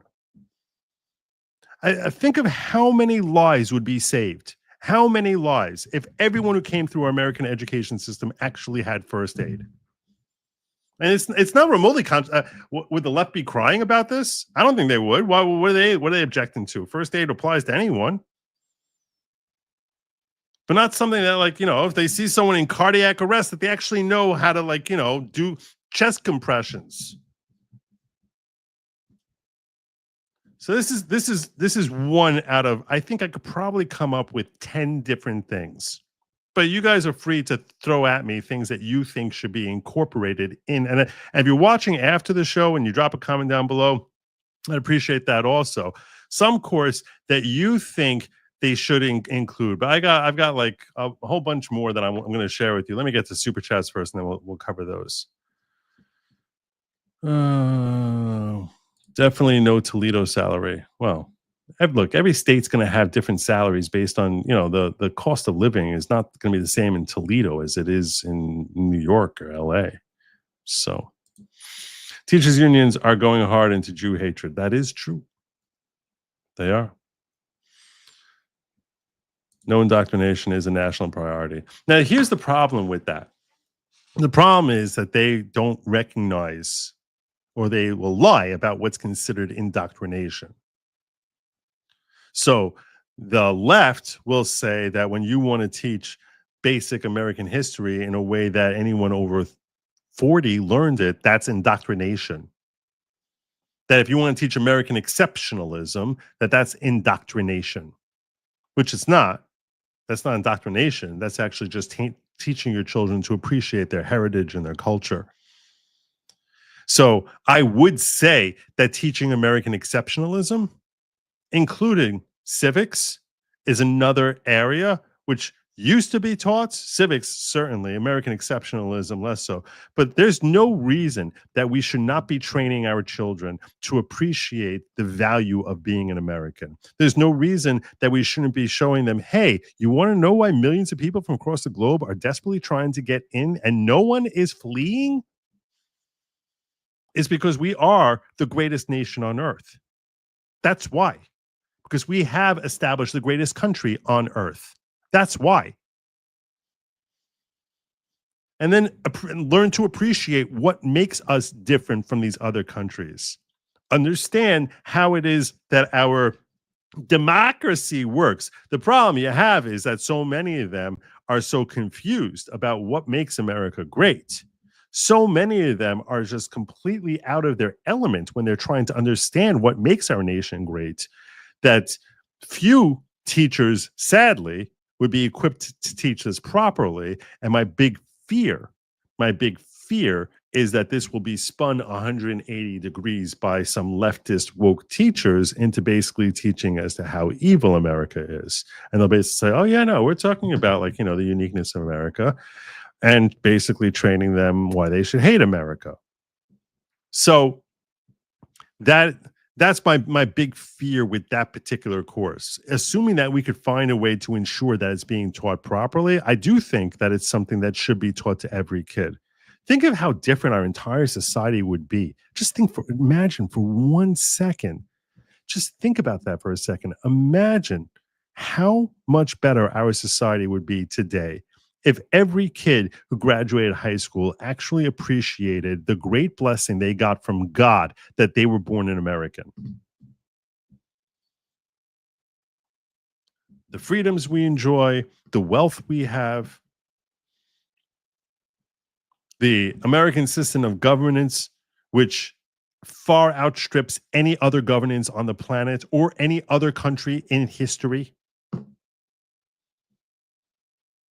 Think of how much happier they would be as people if you actually care about these students, if you actually care about their well-being. Part of that well-being is their emotional and psychological well-being.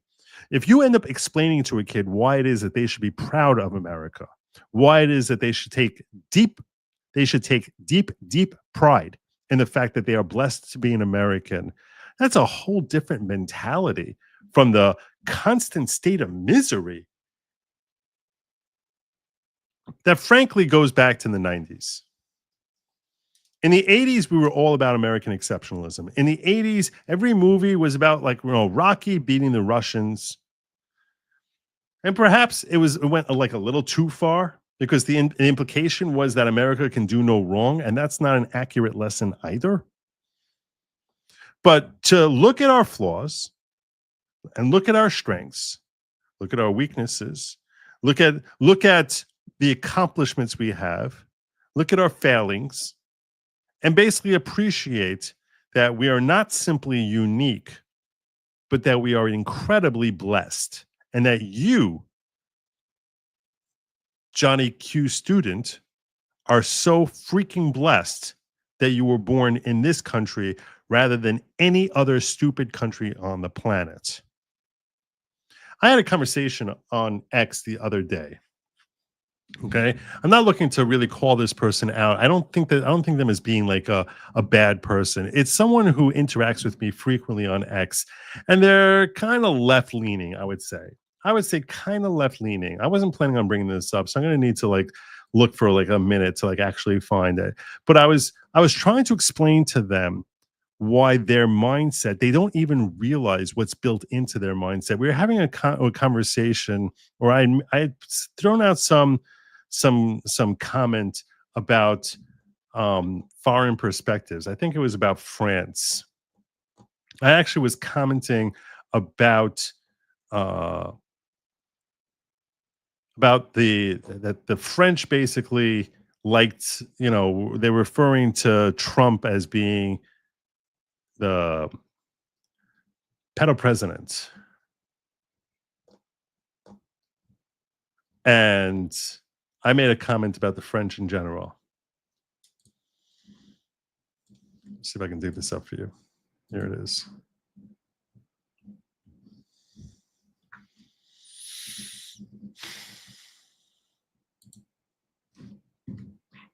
I'm sharing this thread with you not to shake my own tree, but to share with you this thought about appreciating American exceptionalism. So I don't know who Mayra is. I have no idea why this ended up in my timeline, but she wrote out there, in France, everyone's talking about America's whatever. So I said, from the country that shoved transgenitalia in the faces of children in the opening ceremonies, we should assume the French use the term pedo president as a compliment. Reason number 142,000 Americans don't give the mildest damn what French people think. And this is because I actually have a healthy mindset. This is the comment that I got. And again, I don't have a problem with Bopit or Kelly or whomever this is. I think that they're actually a well-meaning individual. But this comment ended up basically making me just so frustrated. Because she said, yeah, but France is currently more respected in the USA on the world stage, so there's that problem. I doubt that Trump is a pedo, but he should just release the entire file. Any fallout would be over the next news cycle. Okay. So I said, no, that's not any problem. And I was focusing on this. France is currently more respected in the USA on the world stage, so there's that problem. And I was like, no, that's not any problem at all, whatsoever. A big part of being American is I don't give a flying fig about the perspectives of other countries. If you do not get that, it's not a reflection of you being enlightened. It's a reflection of you being neutered. And I wasn't trying to say this as a way of bashing them. I was like, I've seen this perspective before of like, oh, we have to work so hard to make sure that everyone appreciates America and that everyone in the world is going to respect us. I'm so worried about getting respect. This is the last thing you need to be worried about. That is the mindset of someone who again, that's the insecurity that you're continually worrying about what others think of you. You're a very unhealthy person if you have no moral guidepost as to whether or not your actions are good or evil.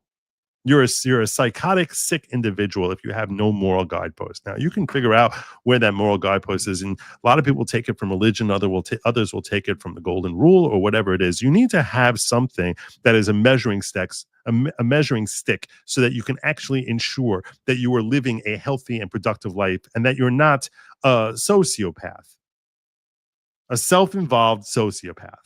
I agree with that 100%. But once you establish that, assuming that it has any kind of legitimacy and merit, assuming that it's not completely twisted, but you actually have a healthy guideline as to like, this is a moral guidepost. Will keep me in check. These are lines I won't cross. These are guardrails that I'm going to try and stay within in order to be a good human, a good person, a good human being, a good citizen to my fellow neighbors. First and foremost, your duties are to your family and the people who you accept your responsibility for. That comes first and foremost. Second is looking out for yourself. And the reason for that, as I've had to remind people in my life who are very self-sacrificing, is because if you're not taking care of yourself, you're not in a position to actually do step one. So first and foremost, you should be looking out for people who you've accepted responsibility for, like your children, like your spouse, like your parents, like your siblings. To whatever degree you've accepted that level of responsibility. And each individual situation is different. I'm not talking about your situation. I'm just talking general guidelines. But then after that, you definitely should be looking out for yourself. And then you start looking towards your greater community. And in order to live in a healthy way, you sort of have to have moral guideposts. But once you do, once you have that established, once you have some sort of healthy perspective of how to live your life, at that point, concerning yourself with what others think of your choices is foolish and self-defeating. It is not a healthy way to live. It is a very unhealthy way to live, because then you are now living to please others. You are deeply insecure, continually afraid that you're not meeting up to the yardsticks as to what others expect of you, and you are not a well-adjusted individual. You're very maladjusted. To whatever degree you allow yourself to be judged by that yardstick. And frankly, I think that I personally choose to, use like a God yardstick, which is a high enough yardstick as it is, that I don't have to sit there I'm not going to sit there worrying about whether some schmuck who lives 4,000 miles away and sees me on X, what they think of my decision making. It's like, okay, you disagree with me on this. All right. I'm sure I disagree with a lot of what you do. But to sit there and be so insecure about this, and this, I only show you the start of the conversation. It was the follow-up comments that I really wanted to share with you. Because when I said this, no, that's not a problem at all, there was a doubling down. Respectfully, I disagree. While Americans are not overly concerned about the opinions of other countries, we must be at least aware of them, especially if we are looking for mutual cooperation on any issue. Failure to acknowledge that is a reflection of being neutered. So this, I sort of took it as if Boppet was basically trying to say, it was throwing back at me like, you're the one who's neutered. And I was like, I'm not going down that road. That's not what I'm looking. That's not the point I'm looking to make here. But I responded with this, and this is a little long. I knew you disagreed. That was why I wrote that. Meaning, she's saying that she disagrees with my perspective that we shouldn't be giving a flying fig about the perspectives of other countries. And I said, I don't write this as a jab about you individually, but as you being reflective of a common yet flawed, educated urbanite perspective. I think you have been far too deeply affected by a self-destructive culture that mislabels insecurity as enlightenment, because that's what I think she's reflecting. There's an insecurity of, oh my God, what will people think about me? I need to make sure that I'm placating them, that they think is enlightened, that, oh, I'm a concerned neighbor, that's enlightened. And it hypersensitizes you to worrying about what others think of you. But rather than recognizing that as a flaw, you've been taught to believe that it's a feature, that you are a better person for developing a sensitivity that more boorish people lack. Because I'm sure that when she was reading my post earlier, she's like, gosh, typical maggot, doesn't appreciate how important it is for other people to respect us. And here's how I draw that conclusion about my conclusion about what she was thinking. You did not merely mistakenly mislabel an undocumented opinion about what other countries think of America as being fact, but you identified that fact as being a grave concern. Like, we need to worry. Oh my gosh, other nations aren't respecting us as much as they respect France. Oh my God. We should concern ourselves with what others think of us. This mindset is too deeply ingrained in tens of millions of Americans, and that's part of what I'm saying our education system needs to eradicate. This should not happen anymore. This is I've seen so many New Yorkers who think like this. The enlightened New Yorkers. Oh, but what will Germany think of us? That is not an organic perspective. It's taught and ingrained through both formal education and cultural reinforcement. Actions are moral or immoral, good or evil. I am a firm believer in acting morally. The assessment of my morality from people's oceans away, most of whom I would assess as being deeply immoral in their own right, meaning go look at France and how screwed up they are, and what they think of me or anyone in the EU thinks about me doesn't change anything about what actions I should or should not take. Any formal or informal training that folks absorb to the contrary is to their own detriment. Meaning, and I'm talking to her, basically saying, because you've absorbed that you need to be worrying about that to the extent you've absorbed that concept and embraced that concept, that is a shortcoming. because you should bask in your American exceptionalism. You shouldn't be sitting there worrying, oh my God, what do other countries think of us? It has been purposefully visited upon you. The richest part is that you and folks in your boat look at those forces that indoctrinated you, because I'm talking about the school system and I'm talking about our culture, which is basically like, oh my gosh, American Eagle fascism. To bend to pressures of unknown people as gifting, that you basically look at those people who taught you to think that way, and that you should bend to the pressures of unknown people as gifting your salvation rather than injecting a self-destructive cancer into your mindset, which I do think it's a self-destructive cancer. And that's one of the cancers that our education system should be trying to eradicate as quickly and as effectively and as thoroughly as possible. Because the idea that we need to sit there, we should not be punishing other nations for not being us. But we should certainly be very proud of our heritage. Very, very proud.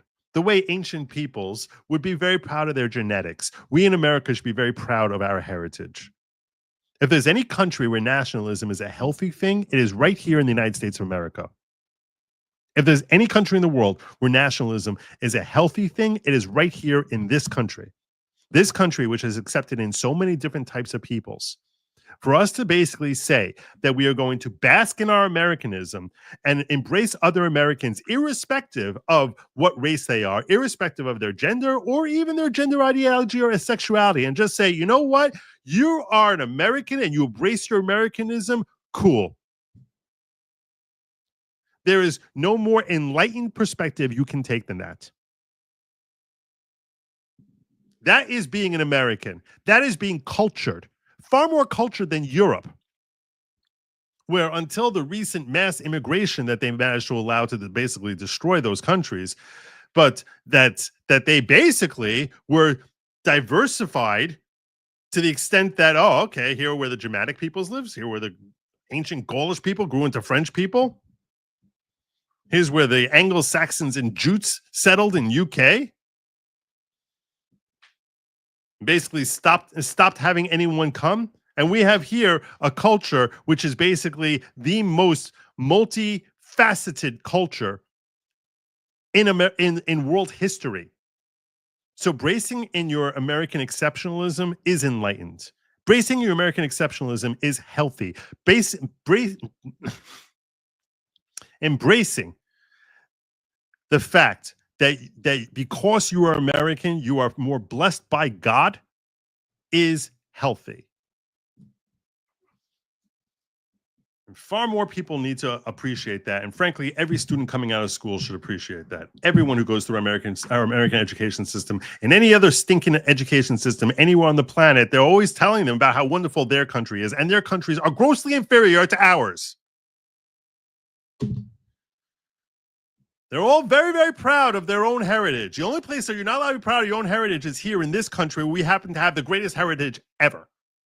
Like, how stupid is that?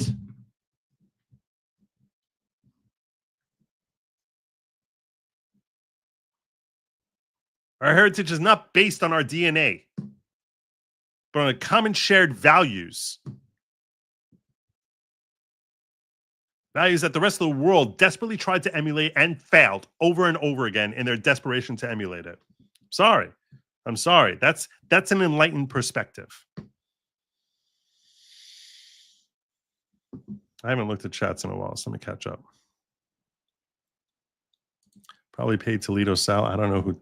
You know way more about Toledo than I do. The union is supposed to fight the administration, but it works hand in hand with it. I will be the friend that's too woke, because those Sweeney American Eagle I ads are apologize for weird. that. Like fascist weird. Like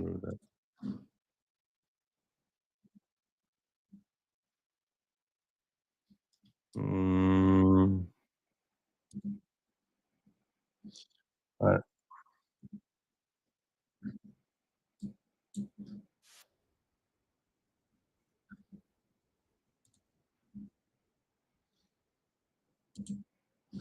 Sorry, I had to nip that in the bud. I kept it out of your ears, but I was still hearing it. Public sector unions should be banned. I said that. I made a whole video about that many years ago. I'm not going to get into that right tonight. We're not going to be covering that tonight any further. But yeah, the whole idea behind unions is that they're basically being oppressed by private corporations. It's to stop the oppression from private corporations. And it's the exact reverse when you're talking about any public union, where they are doing the oppressing on the majority who are funding them. Truth and neutral people. Money. Think of going on a date with that Bender. Oh, I think Wellesley, the Milli Vanilli of news, is talking about that teacher in the march. Students in public school have a dollar value. Those dollars should follow students to the school of their parents' choice. Yes, home or religious schools. I'm all on board with vouchers. I am all on board with that. When did sexual preference and gender identity become people's entire personality? I just don't get it. If I talked about my straightness nonstop, they would be pissed. Yep. That's what we should start doing. I like it. Let's start doing that. Man, I am so straight. Damn.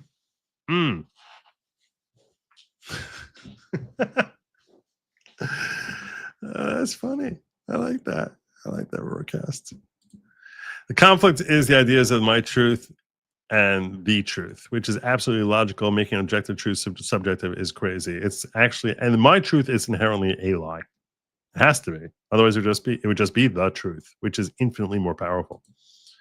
Indoctrination doesn't allow for critical thinking. Knowing subjects critically is what's important. This is true. Torchwood Gal. Schools need programs leading to jobs past high school. I'm getting there. Oh, yeah, I'm getting there. Oh, you're doing good. She's doing good. Leading me down the path. Leading me down the path where I was going next. Basic skills, budgeting, home skills. Students need skills to be self-sufficient. I'm going to leave that up there because that's where I'm going next. That is where I'm going next. Just checking in on the ghetto. Watch this. Avoid the minute 30 scene. What am I supposed to watch?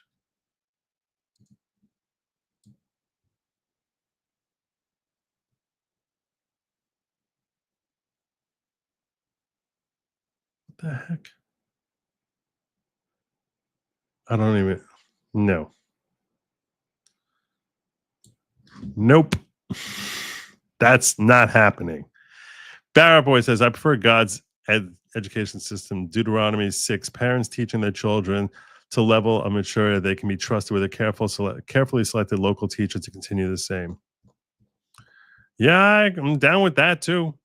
Santiago Space Outlaw says, really late, just for the record, that the third R genetic ideal was closer to Italian genes than German genes.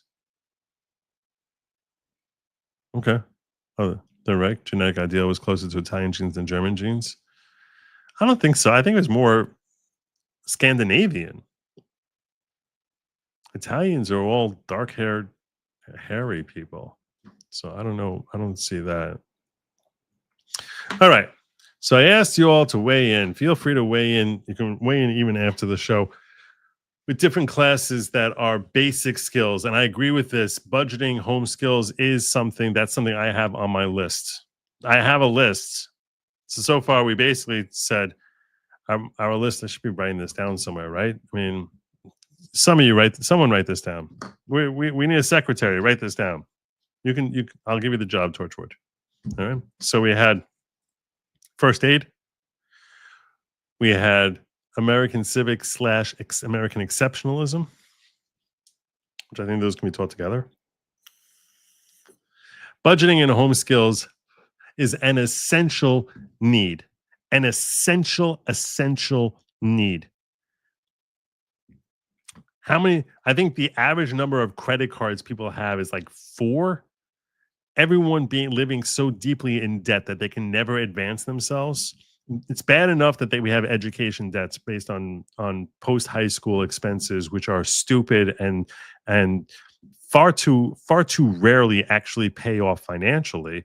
And again, I don't want to get into the whole college system. I've talked about that a few times on this show before. I don't want to get into it right now. Right now, we're talking about our primary school, K through 12, basic education that every kid should have, irrespective of whether or not they go to college. And I agree with you. When we consider the levels of debt that the average American is living with, the inability to figure out and to understand how important it is to have a healthy credit score, how advantageous it is to have a good credit score, that the simple act of paying your bills on time month after month is something that translates into net wealth in ways that far exceed almost any other thing you can do. It gives you access to loans and to monies at cheaper rates and enables you to actually develop in an entrepreneurial way that far exceeds most of your fellow citizens. And this is something that we don't even try teaching our children about. How to figure out like what your budget is, what you need to be earning to actually have growth. How to have self-discipline so that you're not frittering away your monies on expenditures that you're going to forget having wasted that money. Part of the excess that we had because of America's wealth, I think that we almost fell into this trap far more easily than perhaps other nations. Because when you have money, you're more likely to waste money. And that maturity and discipline of actually having a healthy budget and saying, okay, this is what I'm going to allot for my entertainment. This is for my housing. This is for my food. I might bump my food up a little bit depending on whatever. And basically living within your means. And how to develop a healthy mindset with respect to money is something that is so essential. And I don't care if you have to import a Jew into Kentucky in order to teach them how to understand handling money. Perhaps that's what you need to do. I don't know. I'm simply saying that in every school, across the land, there should be someone there who's able to teach you how to budget your money. So these kids actually have a chance of not drowning in debt.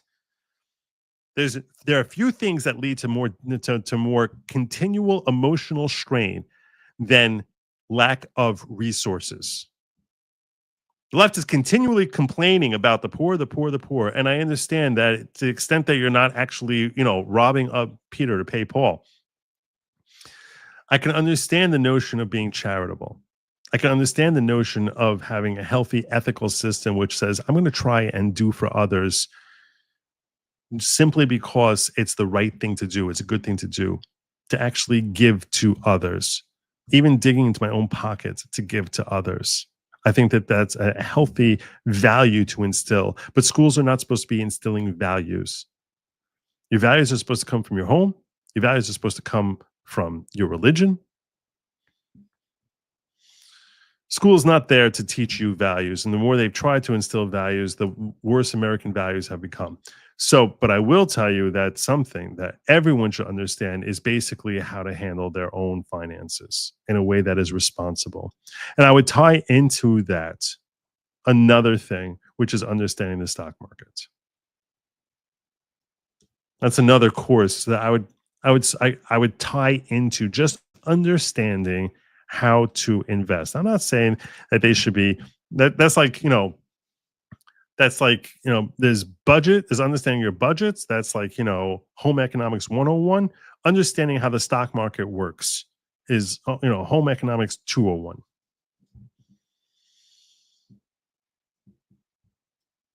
So there's no reason, because one of the best ways that you'll see people who you would think have absolutely very little chance of really understanding much about how to build a business, who just seem to have a knack for understanding how to pick good stocks.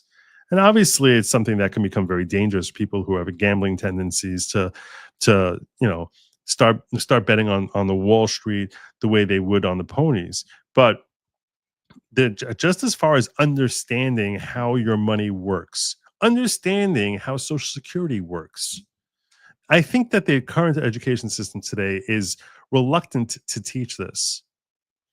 I think they are very, very reluctant to teach it, because that's teaching kids to actually be self-sufficient. And I almost feel as if our current education system is geared towards making the individual as dependent on the government as possible, which is the exact opposite of what our school system is supposed to be.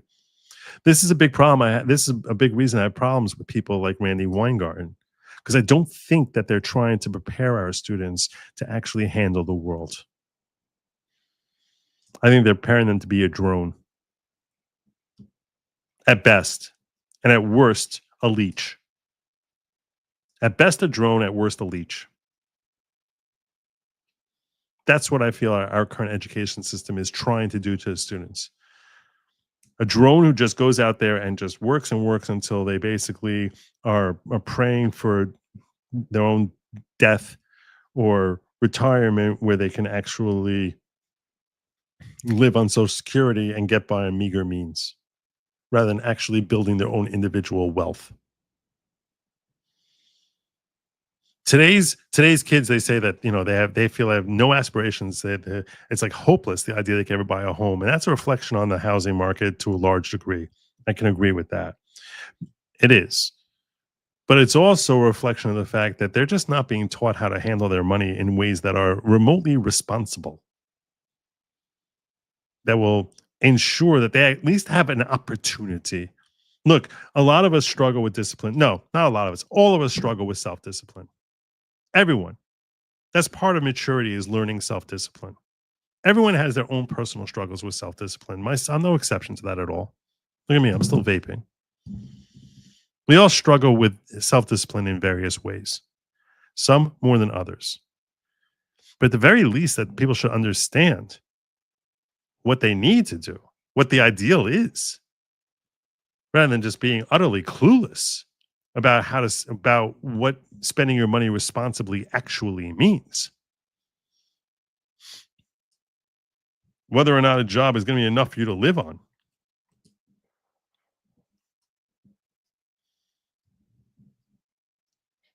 The value of investing in your Social Security account as in your youth, where the money actually grows a lot more. I know a lot of people say Social Security is going to die, but they've been saying that for decades.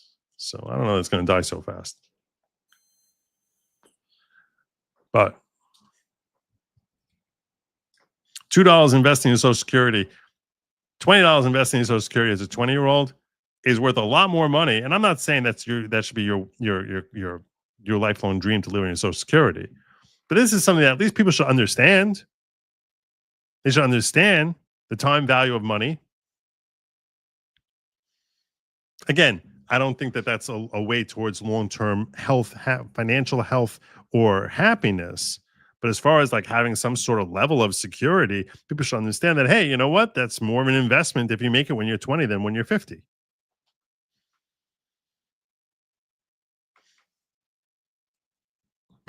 And again, I don't want to get into the whole Social Security thing per se. I'm giving one out of thousands of potential examples as to what should be taught in a budgeting class.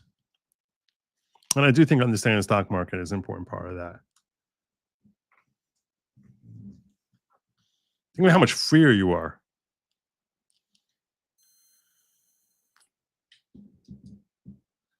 Think about how many more healthier entrepreneurs we would have. When we don't teach them this, we as a society suffer. Because what ends up happening is, if we were to do this for the next 15 years, then we would see 30 years from now, there would be a lot more people who have their own wealth. And again, 4 out of 5 people, maybe 9 out of 10 people, maybe even 19 out of 20 people will take little to nothing away from the course. But even if only 2% of people, 2% are able to amass greater personal wealth from learning the value of budgeting themselves, it's that many more potential entrepreneurs who are creating that many more potential innovations, which are making that many more potential embetterments for all of society. The ripple effect is immense. And we're cheating ourselves. We're cheating our children first and ourselves secondary.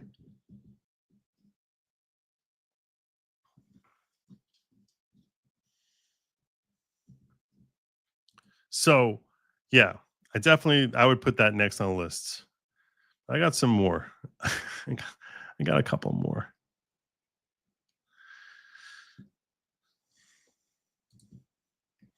I just had my kids listen to Dave Ramsey constantly in cars so they understand debt puts chains on you. Joe is reformed debt collector. I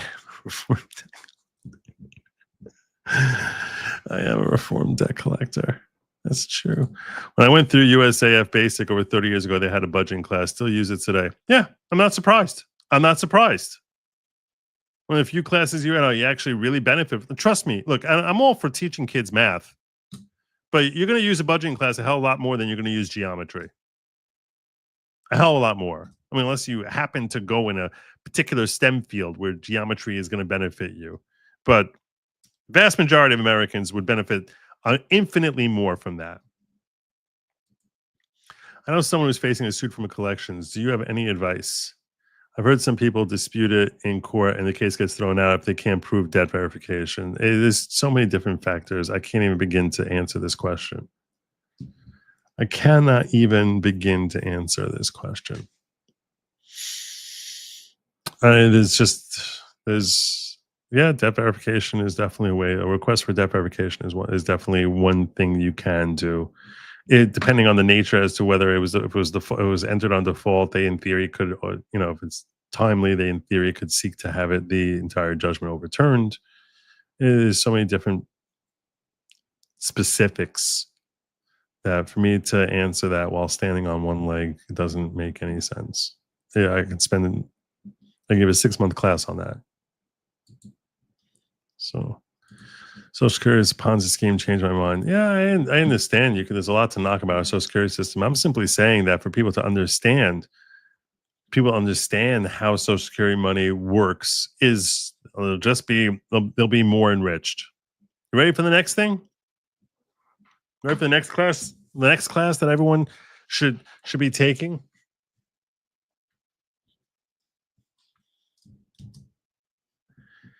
Everyone coming out of high school should have basic parameters about some, I used to say blue collar, but something. They used to give shop, they used to have working in mechanics. Today you can, I guess, have graphic design or things of that nature. This, I think they're closer to it, but everyone should come out of it with some bare level skill that they can actually do something with their hands, make something, fix something, do something with their hands. I think far too few of our graduating 12th graders have the capacity to actually do something functional and beneficial. It could be welding, it can be AC installation. I don't care. But every school should have some sort of program as like, this is what we teach our kids. And we offer them perhaps 3 or 4 different areas. And some can be computer related, some can be car related. You have no idea how many people, if you actually have a skill that you can use, you can do something with your hands. You have the knowledge, training, and enough of a hands-on experience that you actually can carve something, fix cars, plumbing. Oh my God! If you're a plumber, if you're a plumber and you have any kind of competence and just a tiny bit of integrity, a tiny bit where you actually, will sometimes be like, yeah, I know this looked like something that was going to be a $1,500 job, but it actually, it just requires a $5 part, and I can probably fix this in a half hour. So the whole bill here is going to be under $50. People will flock to you.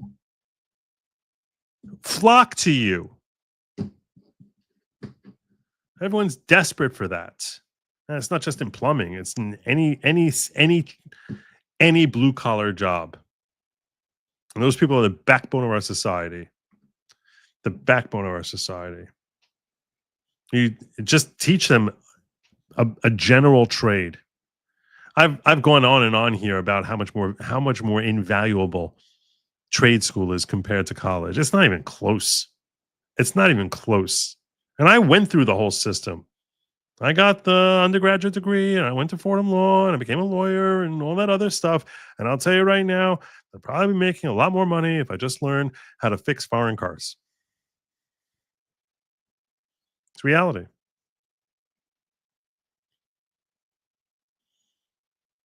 And all, I mean, yeah. Look, if you have a dream, if a particular dream is something that you have to go to college, that's fine. But the point that I'm getting at, again, I don't want to get into what people call higher education, which much of it is not at best lateral, if not higher, at best lateral education. But I'll tell you right now, if we teach kids a trade, our society would be so much happier and so much richer for it. Instead of teaching them freaking dance. And I'm all for dance. If you're good dancing, the world needs dancers. And not as many as we got. We had too many people dancing. Too few of them are any good at it. So yeah, that was definitely one. There was at least one more that I can think of off the top of my head that I'm continually on about. But if you have others, I'd love to see your thoughts on it. Yeah, women's studies. God.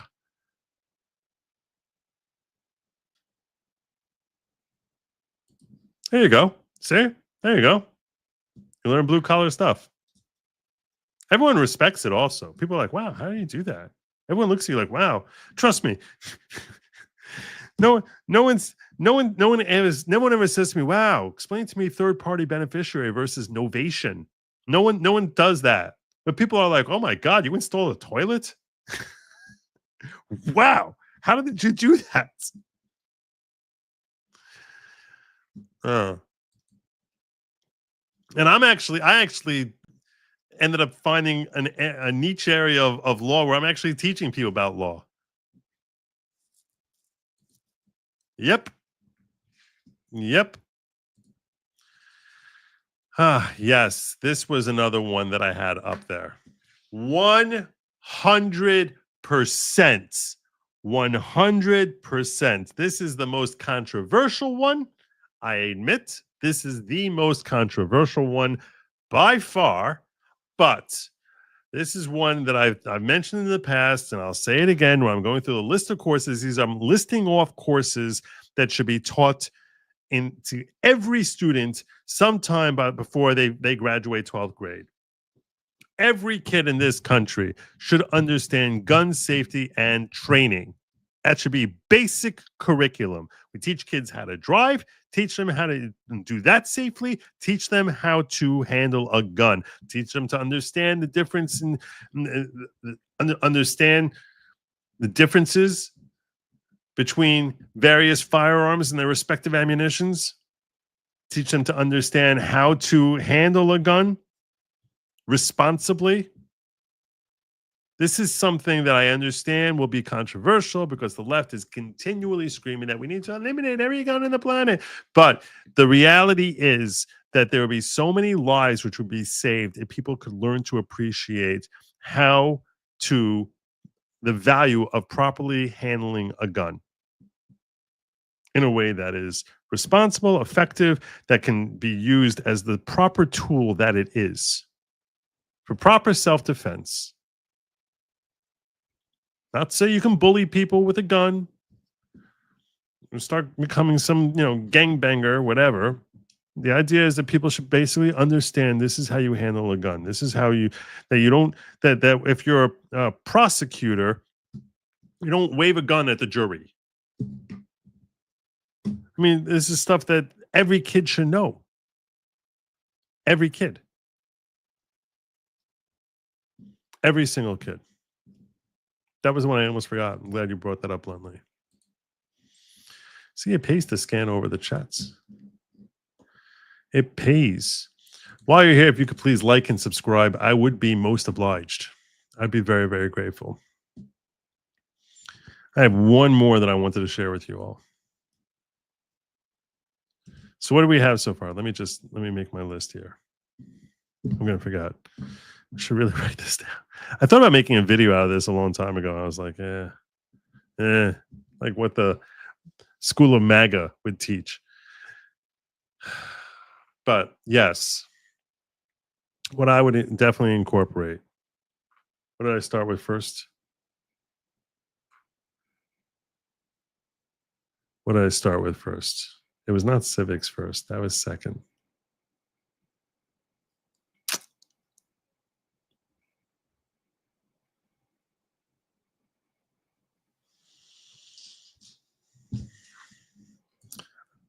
I'm not complaining about paying for it. I'm mad at myself that I don't know how to do it. Yes, first aid. That was the first one. First aid was the first thing that I talked about. The second thing, so let's just review. So the first thing we talked about was first aid. I'm talking about what should be taught to every student by the time they graduate 12th grade, which is not currently being taught to the vast majority, if any of them. The second thing is American civics and exceptionalism, an appreciation of who you are as an American.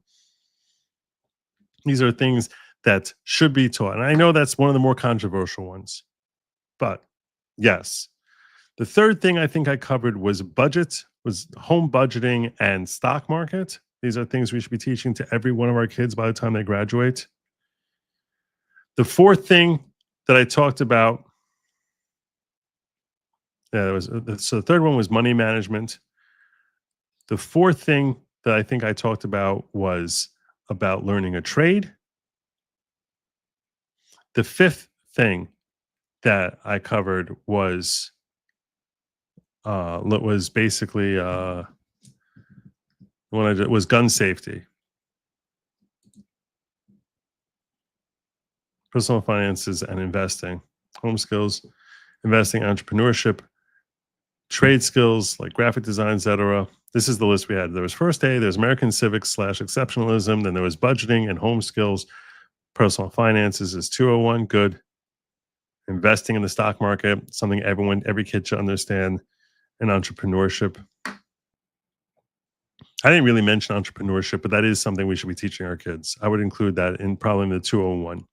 Like this is how you like basics as far as understanding. This is something that I learned as an undergrad in Baruch College, which there was, a course in just how to start a business, like different things you need to consider when you're starting a business. The management side, the financial side, the marketing side of it, the production side of it, all of that just basics is how to understand what you need to contemplate and address when you're starting a business. That is part of what makes our American exceptionalism, our entrepreneurship, and teaching our children to do that. I should have stressed this harder. This really could be its own separate thing. Entrepreneurship really should be its own separate thing. But teaching kids how to start a business. But that fits in with the whole budgeting and home skills, just learning how to handle your money responsibly. And then the next thing I had, so it was 1, 2, 3, 4, we'll count that 5, we'll count the trade skills as 6, and then 7, I would say, is gun safety. And I have one more that I wanted to share with you all. One more that I think is really, really important. Really, really important. We'll see if any of you can guess it. I'll give you a minute to see if any of you can guess what the last one was. Yeah, benefits of capitalism. Exactly.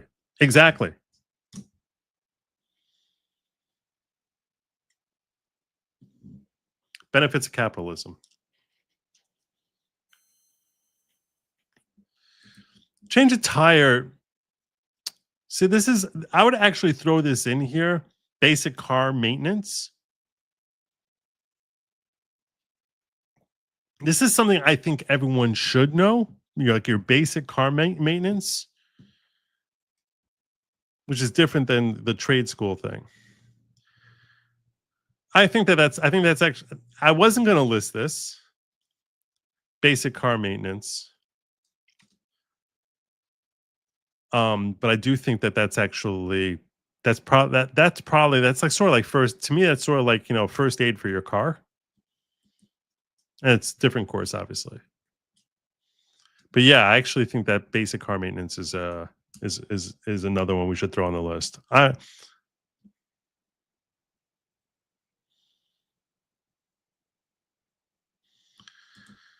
What would lawyers do then? I'm gonna put that up on the list, Jacob. We'll put that up on the list.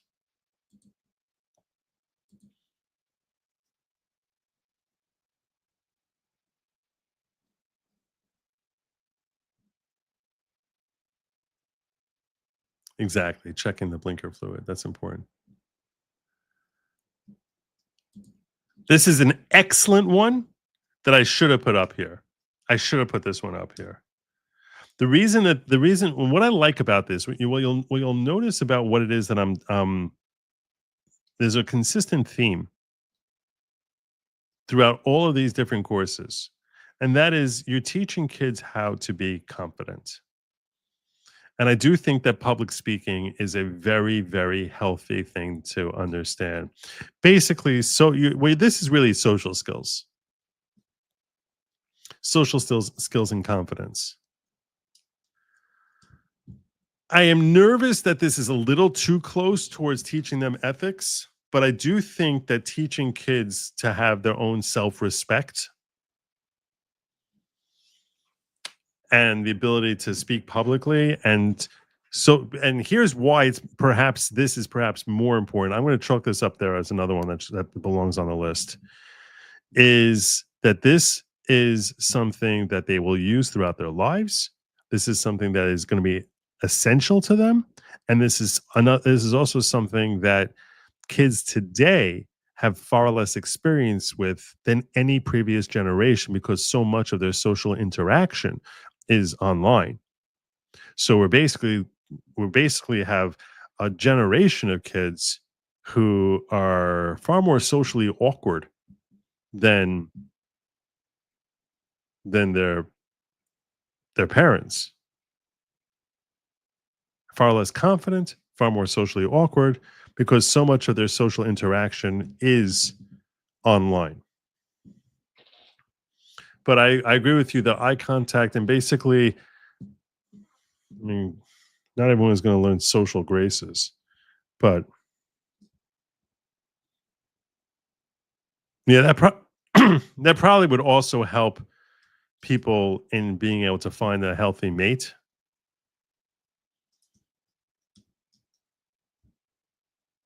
So, yeah, I think that belongs up there. But I still haven't seen anyone say my last one.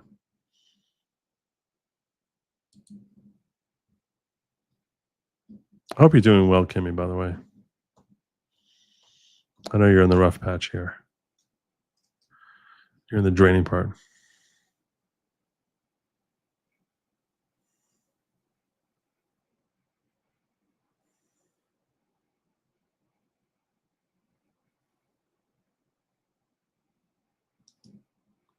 No, not cooking. The last one, and this will take a while to teach, probably the lengthiest course out of all of them, is basic self-defense. Basic self-defense. And I'm including, martial arts. Basic self-defense. It is a very, very empowering thing to feel as if you have capability to defend yourself. Basic self-defense. Another thing, think of how many lives would be saved if people just learned basic self-defense. So if, God forbid, if they're attacked by some lunatic, that they have some sort of clue as to how to deal with that situation.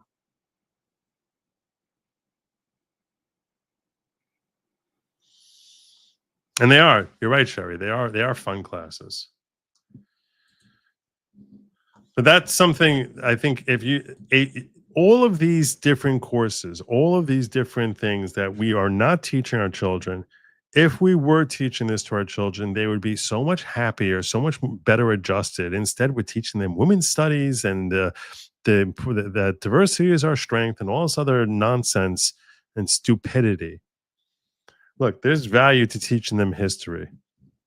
The most important class that we are teaching them, supposedly, the most important class that is needed across the board, which is the one class that I actually push my kids to actually pay attention and learn something, is in writing. I think that being able to express yourself in words is a very important skill. It's an art that's being lost. And I think the ability to express yourself is such a difference maker as to whether people look at you as someone who should be respected or not. And so much more of our communication these days is through writing, that the ability to express yourself that's the one area, but that I don't include in this list because that's technically still supposedly being taught. I'm trying to tell you classes that are not being taught in at least 95% of our schools. And then certainly public schools. I can't speak to private education, but in public schools, I'm talking about things that are not being taught in public school. A local super chat has a whole list. I wasn't even looking in there. Look at that. Oh, look at that. Anne is awesome. So for those of you who came late, thank you so much, Anne.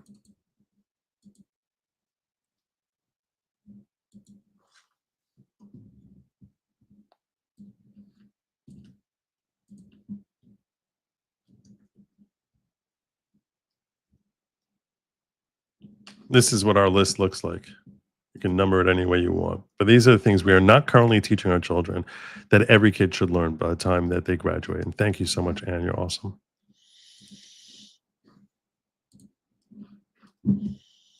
First aid, American civics / exceptionalism, budgeting, home skills, personal finances. 201 would be investing. Entrepreneurship, trade skills, graphic design. Those are your trade skills. Trade skills can be graphic design. It could be plumbing. It could be air conditioning installation. It could be wood. It could shop. What people traditionally called shop. They used to be taught in schools, no longer taught. Then I had gun safety. Then I had capitalism. Like this is really the entrepreneurship. This is when I say benefits of capitalism. I was really talking about teaching kids basic business class, how to be what you need to know if you want to start your own business, like things you need to consider if you're going to start a business as a chance of being successful. Here's something I learned in a business class when I was an undergrad that I still remember to this day. It was being taught by Professor Rackman, who actually wrote the book because he was a really good entrepreneur. And he's like, hey, if everyone in my school has to take this class, and they do, and I write the book, and that becomes a mandatory part of the syllabus, I can charge them $200 for the book and make a killing when I'm selling this to 500 students every semester. So every once in a while I'll tweak it so they can't just resell it to the next crop of students. But the one thing that Professor Rackman taught me that I remember was that he said, when it comes to budgeting for your business, so what you want to do is this. You want to figure out what your expenses are for the first year. So this includes your overhead, your rent, your salaries, including your own salary. You want to include your cost of goods. You want to include your insurance. You want to include he listed off like 12 things. He's so adept at it because he's teaching so long. He's just listing off 12 things. Boom, boom. You want to include list off all these 12 different things. Come to your number. Figure it out. Then assume that number is probably a little bit short. So bulk it up by like 25%. That is your number that you need to have in order to start your business. That number that you come up with that you need to start your business, now you want to multiply that by 4 and you'll have enough money. If you only do 3, you're going to run out of money. That's what? That's crazy. That's crazy. So, yeah. Anyway, so just reviewing here our list, we also had Legal System 101. This is like I would say the least important one, but certainly couldn't hurt and probably a lot better than most things that our kids are learning today. Personal Communication 101 and Basic Self-Defense. This is School of MAGA right here. That's what every kid needs to learn, and almost none of them are. That right there. So there you go. If you think I'm missing anything, let me know, and I'll try to, and I'll certainly take note of it. Eventually, I'll probably make a video about it once I actually get good at making videos. Right now, I'm not, but I'm working on it. You only get better by trial and error. I'm in the middle of working on one for the last 5 days that I was supposed to have done in 3 hours, and yeah, I've been doing it for 5 days now, and I haven't really even started the video element, just the script. Anyway, my friends, that's what I got for you. I hope you all enjoyed and perhaps hopefully learned something. And God willing, hopefully I'll have new insights to share with you tomorrow, and I'll be back then. Hopefully like at 10 o'clock. Until then, I thank you all for joining me. I want to remind you, first and foremost, that you should not be touching lab meat. It's not meant for you. It's meant for people who are very angry about Sweeney ads. And do not eat the bugs. Don't do it. Don't eat the bugs. Smash that like harder, bigots, and please make sure you hit that sub button if you're new. Until next time, Godspeed.